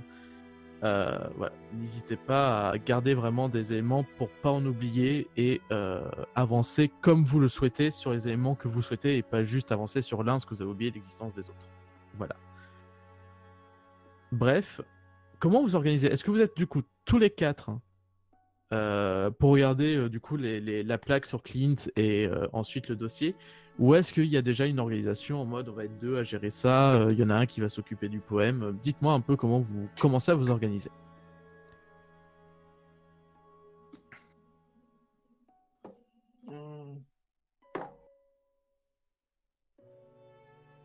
Bah, je sais pas, en fait, en soi, en vrai, c'est pas déconnant de regarder au moins survoler tous les documents ensemble pour avoir un truc global. Et après se dispatcher les trucs, ou alors ouais, ou alors on se partage tout de suite les documents et puis on reste chacun de notre côté. Je sais pas. Ça me va de survoler une première fois, perso. Mhm. Ouais, on peut survoler vite fait ensemble et après on verra ce qu'on fait pour l'analyse en profondeur. Mhm. Ok. On va commencer par la petite plaque qui vous a été mise sur votre dossier, celle sur Monsieur Clint. Comme vous avez demandé à LCO, vous avez demandé de fouiller un peu ce qu'il y avait sur Clint dans le ministère de la Propagande. Et comme vous l'avez dit, il y avait quelque chose d'assez étrange, c'est que c'était interdit d'accès, même pour lui qui est quand même un haut gradé. Hein. LCO, c'est quand même votre supérieur, mais pas au sens juste parce qu'il est plus gradé, mais c'est un supérieur qui doit gérer des unités comme la vôtre. Du coup, voilà, c'était assez étonnant, même pour lui qui a normalement l'habitude d'avoir accès à genre 90% du contenu. Et du coup, il vous a dit qu'il se débrouillera pour obtenir l'information malgré tout, pour vous aider, parce que, comme ça a un rapport avec l'affaire El Procimento, et l'affaire El Procimento, c'est plus ou moins au grand mot les grands moyens. La plaque indique la chose suivante. Clint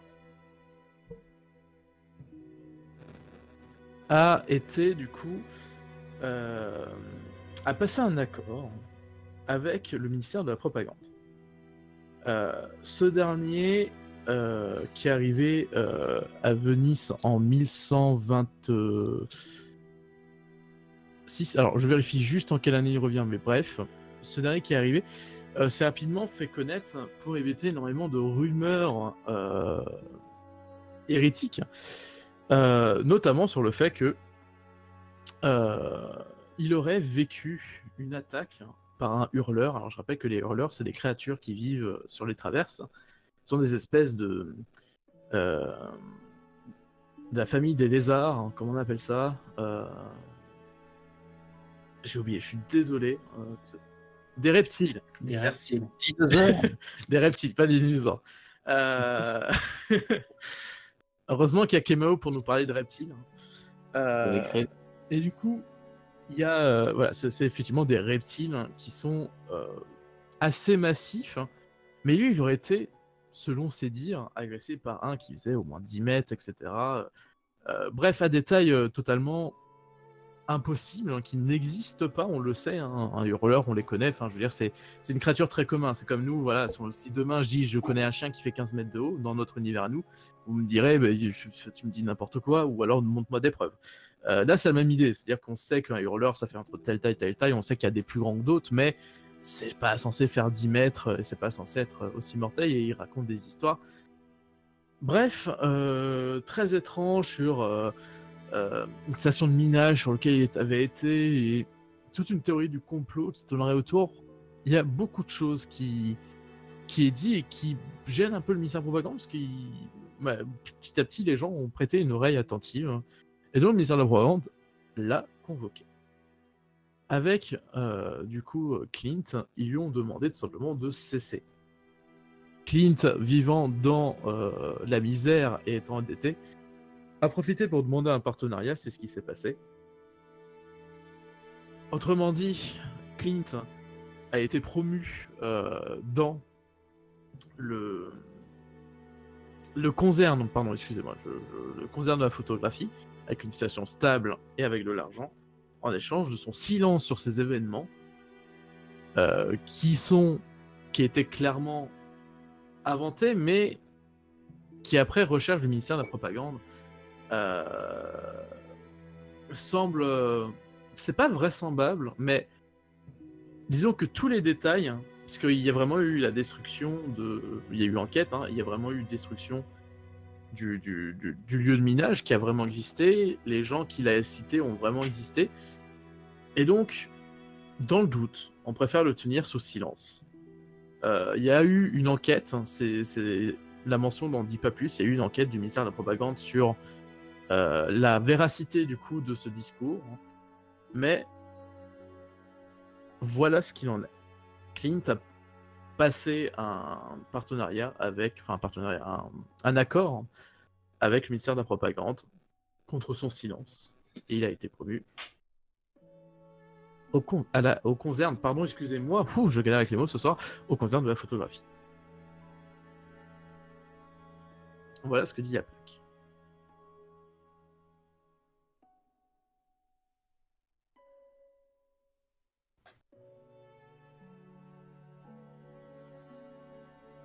Ouais, donc ça nous apprend pas plus de choses en fait, enfin, sauf l'histoire du hurleur, mais on savait déjà un peu ça quelque part. Ouais. Sauf que personne ne sait qu'on le sait. Bah, ça confirme juste le profil du coup qu'on avait établi la dernière fois qu'on était sur les procedimento, c'est-à-dire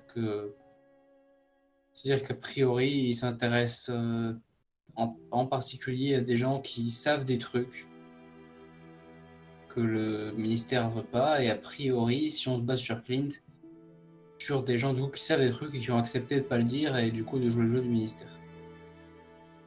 Mhm. On sait Des pas pour vents, Photus. quoi. Voilà, on sait pas pour Photus. On sait pas pour personne d'autre.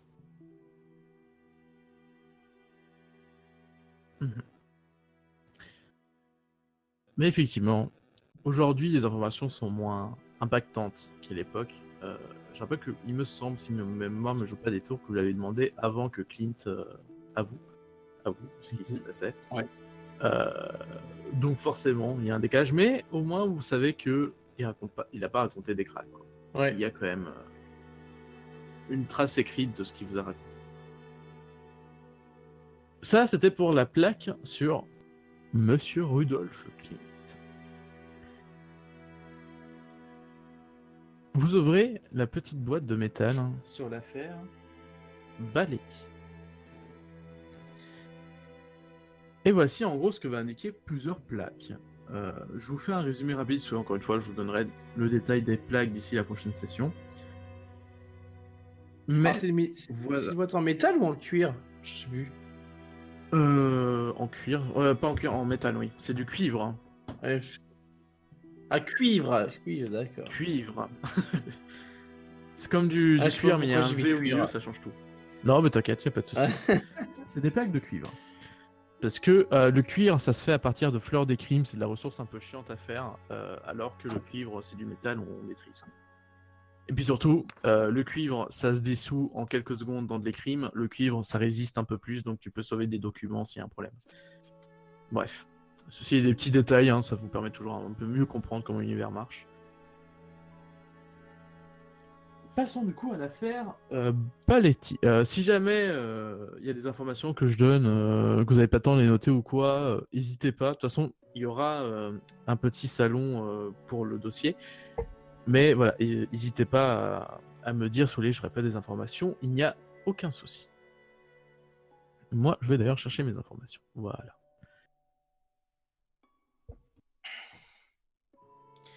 Bien. L'affaire Baletti, c'est donc la mort d'une des doges les plus importantes de Venise. Ça, c'est ce que vous savez déjà. Les plaques indiquent en fait qu'une enquête a été lancée après que de nombreuses rumeurs ont commencé à tourner. Parce qu'en effet, Elena Baletti est morte assez récemment et fut incinérée le lendemain de sa mort. Et c'est très rapide, même pour une personne qui est malade, etc. C'est extrêmement rapide. Alors, la rumeur qu'elle était malade, etc., c'est une information qui a tourné, c'est quelque chose qui a été écrit sur les plaques. On sait que voilà, le fait qu'elle était malade était connu d'assez longue date, mais dès sa mort, en fait, elle a été incinérée la journée suivante. Et les grosses rumeurs sont que, surtout que le médecin, du coup, vous savez que c'est une médecine, son nom est malheureusement pas indiqué, mais vous savez que c'est une femme. La médecine, du coup, qui s'est occupée de déclarer morte Elena Baletti, aurait quitté la ville le jour même de son incinération. J'ai envie de dire crémation, mais c'est pas la même chose. Incinération. Euh, Ce qui fait que il y a un côté un peu étrange parce qu'on n'a pas revu le médecin après cette affaire-là. L'enquête, elle a révélé les points suivants. Effectivement, le médecin a totalement disparu. Personne l'a vu quitter la ville, etc. Cependant, c'est pas improbable qu'elle ait réussi à quitter la ville. Je veux dire, ça reste une ville, on peut y rentrer, on peut y sortir, et même s'il y a des gens qui vérifient les entrées, les sorties sont toujours un peu moins vérifiées. Malgré tout, il y a une suspicion, parce que les gens importants sont quand même notés lorsqu'ils quittent et rentrent dans la ville pour assurer leur sécurité. Mais c'est pas improbable, c'est plus ou moins ce qui est formulé, c'est que c'est pas improbable qu'elle ait quitté quand même la ville si elle le souhaitait, il y a des moyens de sortir, et puis on est entouré des crimes, il suffit d'avoir quelque chose qui puisse voler, quelque chose qui puisse flotter un peu pour les gens qui traversent, il y a clairement plein de moyens de quitter la ville.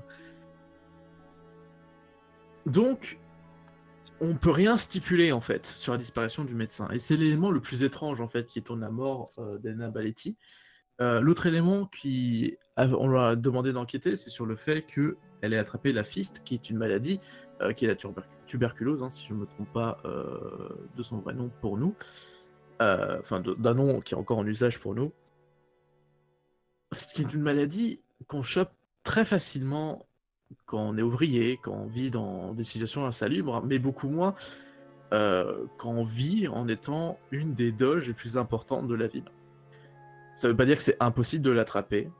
Vous remarquez qu'en fait, dès qu'il y a une question, ça se finit toujours par « mais c'était pas impossible ». Et donc, même si c'est vrai que c'est un peu étrange, il n'y a pas de quoi stipuler non plus, sachant que le fait qu'elle était malade, c'est très rapidement ébruité, malgré le fait qu'elle a tenté de cacher l'information. Donc à partir de là, on peut rien stipuler de très étrange de plus que ces deux éléments-là. Et donc l'enquête a été rapidement annulée, voyant que tous ses proches confirment qu'il n'y a pas eu d'événement étrange, mis à part quand elle est tombée malade, mais c'est pas étrange, quoi. Je veux juste dire qu'elle a changé de rythme de vie quand elle est tombée malade. Et donc, il n'y a rien de plus que ces éléments-là qui ont créé beaucoup de rumeurs, beaucoup de mythes autour de la mort d'Elena Baletti, beaucoup de théories du complot, mais il n'y a rien de concret. Et il n'y a rien pour lancer une enquête, mobiliser des hommes dessus. C'est la conclusion du dossier. Et l'enquête s'arrête là.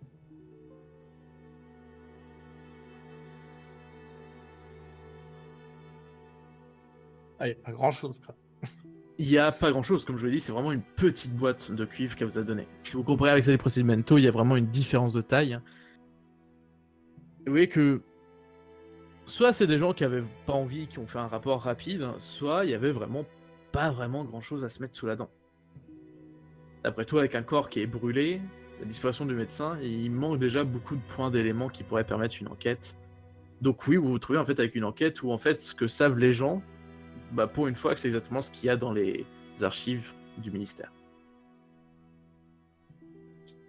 On a le nom du médecin en question ou pas du tout? Non, comme dit, le nom n'a pas été noté. Ah, ok. Ouais, du coup, c'est vraiment...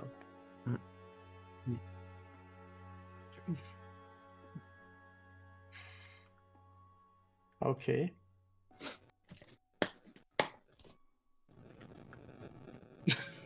On a rien, en fait. Alors on est bien.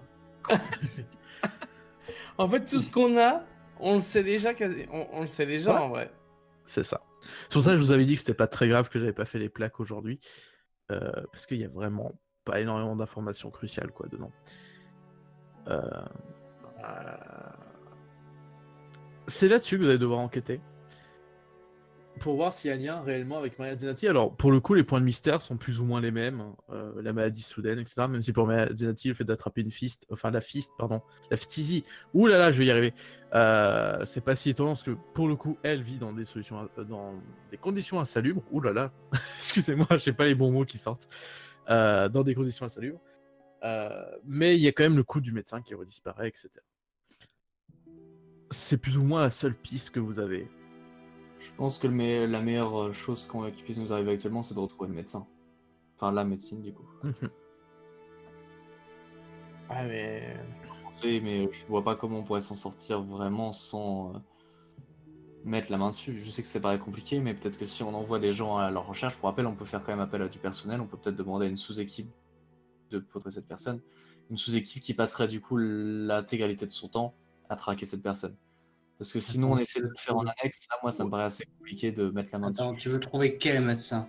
Celui de celle qui est morte il y a un moment, là? Non, l'actuel. Là, l'actuel. Ah, le médecin qui s'est occupé de Asinati? Oui. Mais on n'a pas de nom non plus à son médecin. Pardon? Ah bah non. On n'a pas nom du tout non plus. On n'a pas du tout le nom de ce médecin non plus. De le retrouver. Ouais, faut envoyer des gens le choper. Demander à l'équipe en question de retrouver le nom également, hein, tant qu'à faire. Ouais. On va demander à Vladimir. Après, vous me dites ce que vous en pensez, mais je pense que là, on n'a pas suffisamment d'éléments pour se lancer corps et âme là-dedans sans délaisser complètement tout ce qu'on fait à côté. Et qu'est-ce qu'on fait à côté?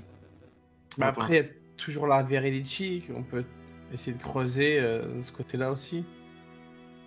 On a quand même 4 affaires en cours, même si elles sont toutes connectées les unes aux autres. Bon, c'est pas principal, mais on va dire que c'est pas l'élément principal de notre affaire principale. Je sais pas si vous me retrouvez là-dessus. On n'a rien d'intéressant, peu importe l'affaire. Après, enfin, si on doit travailler, si on devait, entre guillemets, essayer de faire des groupes pour travailler sur les différentes affaires qu'on a, je pense que l'affaire de la Verilici, c'est plus quelque part dans les cordes de Hugo, parce que ça touche à l'art, et peut-être que de par ses réseaux... Et il a déjà un plan. Hein? Et il a déjà Et il a déjà un plan, donc je pense que ce serait plus ça même à toi, à toi Hugo, de te charger de la Verilici. Après... Oui, bien sûr, même si bon, n'excluez pas un petit coup de main de votre part. Si... Parce que j'ai des grandes idées, on va dire. Ah non, mais après... J'ai pas tout. Maintenant, c'est sûr que je pense que l'affaire Baletti, ça va être compliqué d'aller plus loin que ce qu'on a déjà là. Alors À après, moins- il n'y a rien. Oui. Mais c'est pas comme il Procedimento où les informations manquantes sont censurées et donc vous avez vraiment pas accès. Oui. Là, c'est qu'il n'y a rien parce qu'il n'y a plus enquête approfondie. Ce qui veut dire que vous avez moyen quand même d'enquêter. Enfin, je préfère juste l'indiquer de ne pas partir sur le même constat, parce que c'est vrai que ça peut se ressembler dans le fait d'aller piocher. Mais là, il n'y a pas d'informations censurées. Le problème, il est ailleurs, mais ce qui fait que partez pas du principe que du coup, c'est foutu. Voilà, c'est tout. Oui, on peut passer sur le, on Moi- peut enquêter sur le passé de Baletti, quoi, par exemple. Peut-être les gens qu'elle a côtoyés, peut-être. Du coup, on a Hugo sur Verilici et les autres qui veulent faire quoi?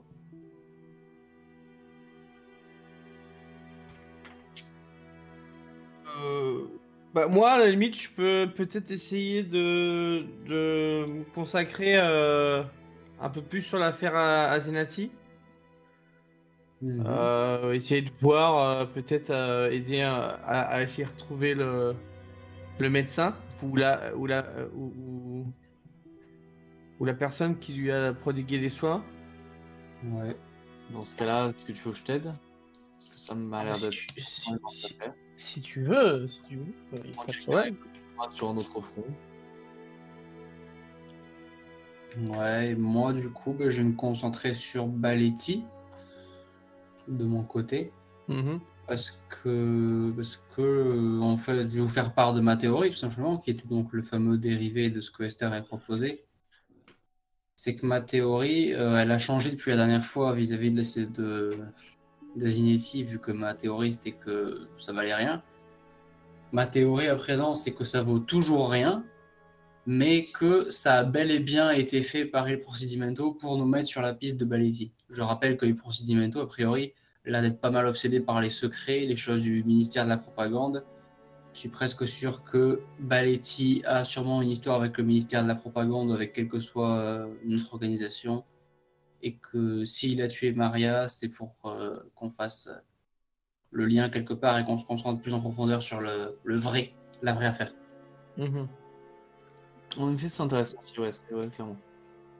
Après, je pense quand même il va falloir creuser, enfin, il faut aussi un petit peu creuser ce côté de qu'elle n'ait pas pu prendre son, son, son dirigeable, enfin, ça c'était un dirigeable ça, Ça, c'est pour votre truc à Éole. vous, hein, a priori. Non, mais voilà, mais genre, même si en soi, la mort peut paraître sans intérêt hein, de Asinati, ce petit truc un peu chelou qu'elle aurait pris ça, mais elle serait pas allée.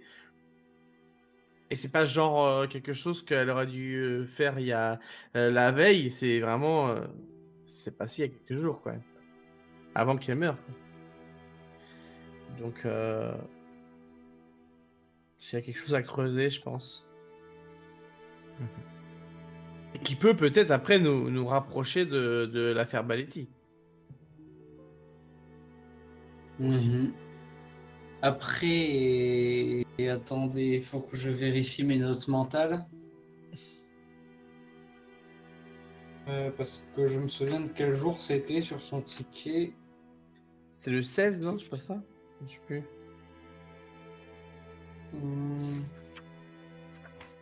C'est un jour où on faisait quelque chose pour ou avec notre cher ami qui est à présent sur les traverses. Parce que là, c'était le ticket du dirigeable, c'était le 16-2 VRD. 1131. Ouais, 16-2. On était toujours... Ouais, 16-2. 16-2 Verdé. Ouais. Ok. Ouais. C'est ça, hein, VRD. Hein. Ah, c'est ça, on faisait les nouvelles plaques et tout ça. Ouais, c'est ça, c'est la C'est bonne ça, date. les nouvelles plaques. On devait faire les nouvelles plaques. Oui, 16 de Verdé, c'est une date qui résonne d'ailleurs un peu pour Esther, parce que c'est le premier pas, le premier baiser échangé entre Esther et Sophia, qui ne s'appelle plus Sophia. Alors,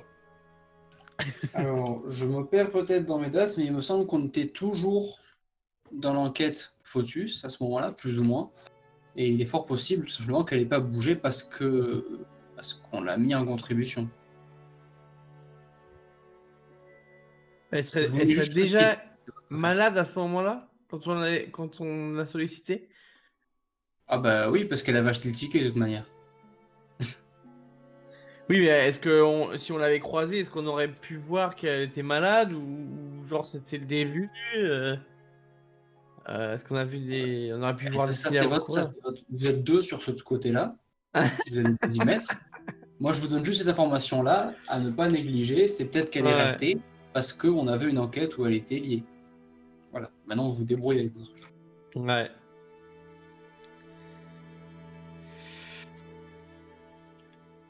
Ouais. En tout cas, encore des mystères à découvrir pour la suite.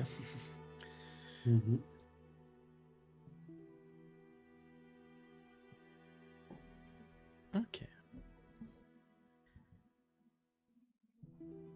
Je vais juste demander à Hugo. Du coup, si tu ton plan, si tu commences maintenant ou si tu attends un peu, c'est pour savoir comment tu t'organises.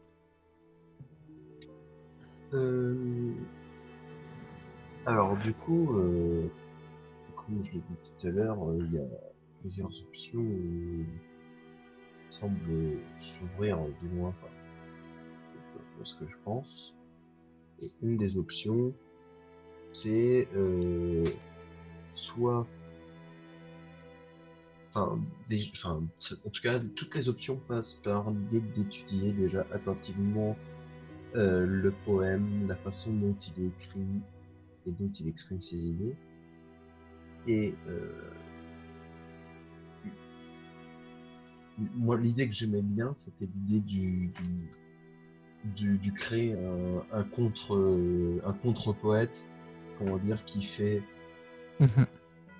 prendre la place, ou dans ce cas qui se mettrait en concurrence avec le fameux comment il s'appelle déjà, attends, je redis ça, c'est la La Veridici. Voilà, la Veridici. Ouais. Donc je sais pas, pour créer un là je viens de regarder sur en italien, je sais pas, on pourrait écrire la realtà, c'est-à-dire la réalité, et genre ça met à diffuser, comment dire, des idées mais genre en mode plus subversif que moi tu meurs. Mais l'idée c'est qu'il faut pas que ce soit non plus trop subversif, faut pas non plus être Ou avoir une enquête du ministère sur nous. voilà. Non, oui, voilà. Mais Faut pas non plus Non, non, donner c'est- des idées aux gens. c'est un super plan. C'est une bonne idée. D'ailleurs, j'aime beaucoup ta recherche en italien parce que ça me permet de dire que vous qui êtes un peu habitué, encore une fois, il y a cette langue universelle hein, sur la toile, hein, mais c'est pas ce que je faisais. Il y a la langue universelle sur la toile. Malgré tout, il y a un peu de reste de dialecte, mais c'est très rare en fait hein, que quelqu'un. Tu vois, même les accents, ça n'existe pas vraiment. Il y a un reste culturel qui est très faible, hein, mais qui existe un peu. Et sur du coup la Veridici, vous savez que c'est pas comme Il Procedimento, c'est pas tout à fait un bon italien. Voilà, la Veridici, c'est pas vraiment la vérité en italien. C'est une forme dérivée, etc. C'est un peu modifié. Mais voilà, c'était juste pour indiquer cette petite parenthèse que j'aime bien de peu linguistique, parce que c'est vrai que c'est un peu compliqué, parce qu'on a des restes, du coup, des langues que nous, on connaît d'antan, de l'avant, du coup, Apocalypse, mais... enfin, Apocalypse, l'arrivée des crimes, hein, évidemment. Mais c'est très rare et vraiment, c'est très difficile de tomber sur des gens qui connaissent ces langues-là. Il y a des petits restes comme ça, culturels, qui restent, des petits mots, des trucs comme ça, des recherches. Et c'est déjà intéressant, par exemple, le fait qu'elles connaissent des mots comme ça. Clairement, un ouvrier de base qui n'a pas le temps de s'instruire ne connaît quasiment aucun mot de la langue d'origine du pays. Je sais pas si je suis bien clair, mais la question linguistique est pas facile dans les crimes. Parce que il y a une langue universelle, mais il y a des petits restes, mais qui n'existent pas. Il y a même pas un argot justement que c'est. Oui, c'est ça. C'est-à-dire qu'en fait, il n'y a pas d'argot non plus, tu vois, c'est vraiment, en fait, c'est une langue universelle qui s'est installée, tout simplement parce que quand les travailleurs se sont croisés, c'est la langue qui a réussi à mettre tout le monde d'accord sur la toile, et c'est l'avantage, c'est que du coup, tu peux aller sur n'importe quel empire, hein, dans n'importe quel pays de la toile, tu te fais comprendre, d'ailleurs, ça pose pas de soucis. Par contre, c'est-à-dire qu'il y a une grosse disparition, et des petits restes comme ça de la langue... natale hein, que nous on connaîtrait aujourd'hui. Je fais souvent ce point-là parce que c'est pour vraiment différencier du coup ce qu'on sait dans les crimes ou pas. C'est vraiment des restes culturels qui sont pas forcément compris, qui sont très difficiles à être maîtrisés et qui disparaissent au fur et à mesure des années, quoi. Parce que forcément c'est pas parlé et si c'est pas éduqué, si c'est pas instruit, ça disparaît. Bref, c'était la petite parenthèse linguistique. Quoi qu'il en soit, je vais demander du coup faire un premier jet, mon cher Hugo, et c'est pour analyser du coup notre ami le poème. Et je vais faire un jet de créativité. Sachant que comme tu es perspicace, tu as un bonus de +1. J'ai ta fiche sous les yeux donc j'ai pu le voir.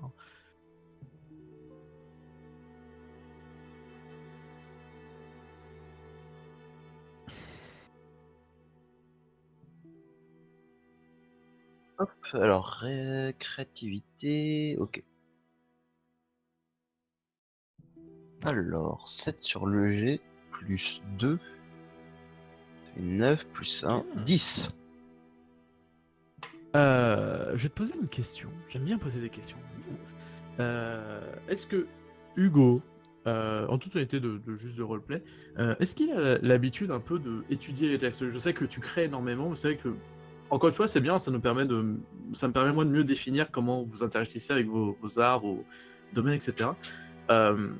Je sais que voilà, tu crées, etc. Mais du coup, est-ce que Hugo prend du temps souvent à essayer d'étudier les textes des autres pour comprendre comment ça fonctionne? Ou c'est un exercice que tu n'as pas trop l'habitude?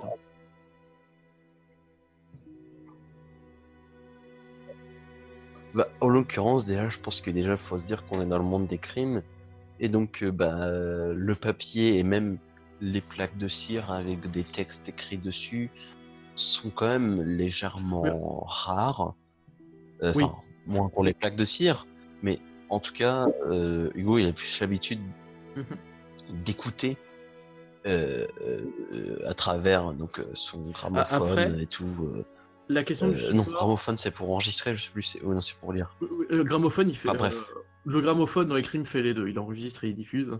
La question du support est pas si importante. C'est plus est-ce que Hugo a l'habitude de prendre une vision analytique, c'est-à-dire de pas juste recevoir et apprécier, mais aussi de décomposer, voir comment les choses interagissent, etc. C'est plus dans ce sens-là que sur le support.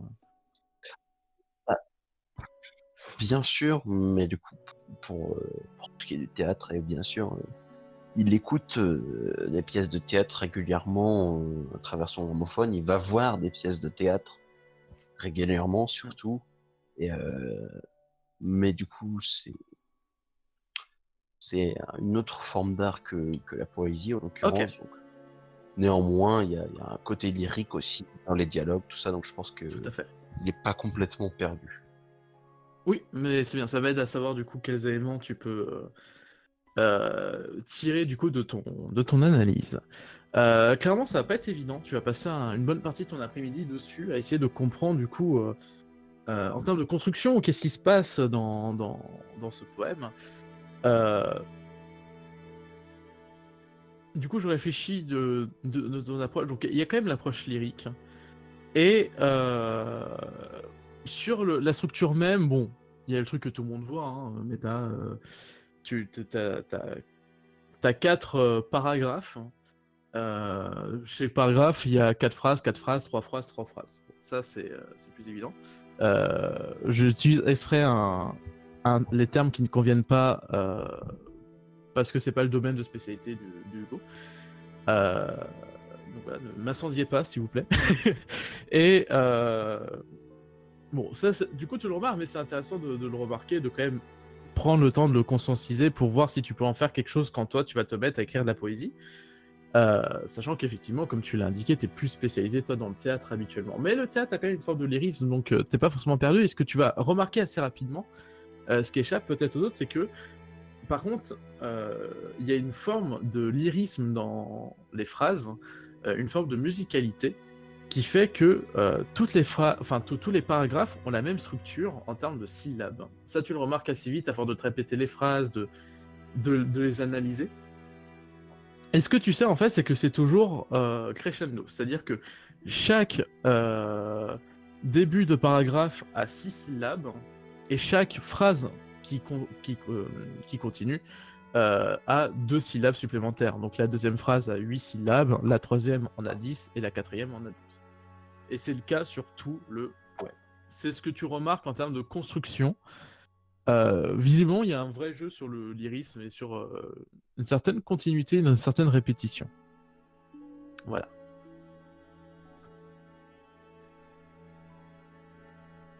C'est ta première analyse structurelle. En roleplay, en fait, ça va surtout servir pour tes prochains jets, parce que moi, du coup, le fait de le dire, c'est pour voir un peu ce qu'on s'y est. Effectivement, là, t'as pas grand-chose à faire de ces informations-là, mais moi, du coup, je sais que tu as ces infos-là, et du coup, quand tu feras des jets pour créer, etc., je sais du coup ce que tu as pris en compte, ce que tu as conscience ou non. Est-ce que c'est clair? Très clair, oui. Ça va? Oui. Ok, parfait. Eh bien, je vais demander aux autres s'ils ont une dernière petite action qu'ils veulent faire. On va pas commencer l'enquête là, parce qu'on va s'arrêter, parce qu'il est quasiment minuit. Si vous avez un dernier petit truc que vous voulez gérer pour vous, pour votre personnage, avant de commencer l'enquête, qu'on commencera du coup à la session d'après. Je vais voir Alceo. Vraiment? C'est juste pour avoir sa musique. Ouais, ouais. Moi, je vais manger un bout parce que j'ai faim. Parce qu'on mange jamais. nous. C'est vrai. D'ailleurs, si Cordial est d'accord, il peut cuisiner. Il aimait bien cuisiner pour Sophia, Ouais. quelque part. Donc, Je peux vous cuisiner. il fait la de mousse. magnifiques, de délicieux mousses et champignons. Ouais, D'ailleurs, c'était pas il est mauvais, très fort. il me semble. Je sais plus quoi, genre c'était hyper intentionné, c'était pas bon. Il y avait pas un truc Oh. comme ça. Non, c'était très bon. Une fois, je crois, parce que de souvenir, on fait des tests. De souvenir, je crois qu'une fois. Ah non, c'était quand vous lui avez ramené de la viande. Hein. Parce que. On passe au mode anecdote. Parce que, je sais pas si vous vous souvenez, mais du coup, Kornilov, comme il est habitué à vivre de manière assez modeste, est très habitué à cuisiner de la mousse et champignons, ça, il n'y a pas de souci. Et avant le départ de Sophia, qui est devenue Cassandra, Esther a dit je vais acheter une jolie viande qu'on va manger ensemble, etc., sur le marché pour fêter un peu son départ. Et c'est Kornilov qui a cuisiné, sauf que Kornilov n'était pas du tout habitué à cuisiner de la viande, donc c'était pas terrible. C'était Ouais. pas terrible. Bon, c'est après, si on a un problème Mais- pour s'en rappeler, il faut demander à Beria. Et je pense qu'il saura. Yes. Derrière, c'est Tout à fait.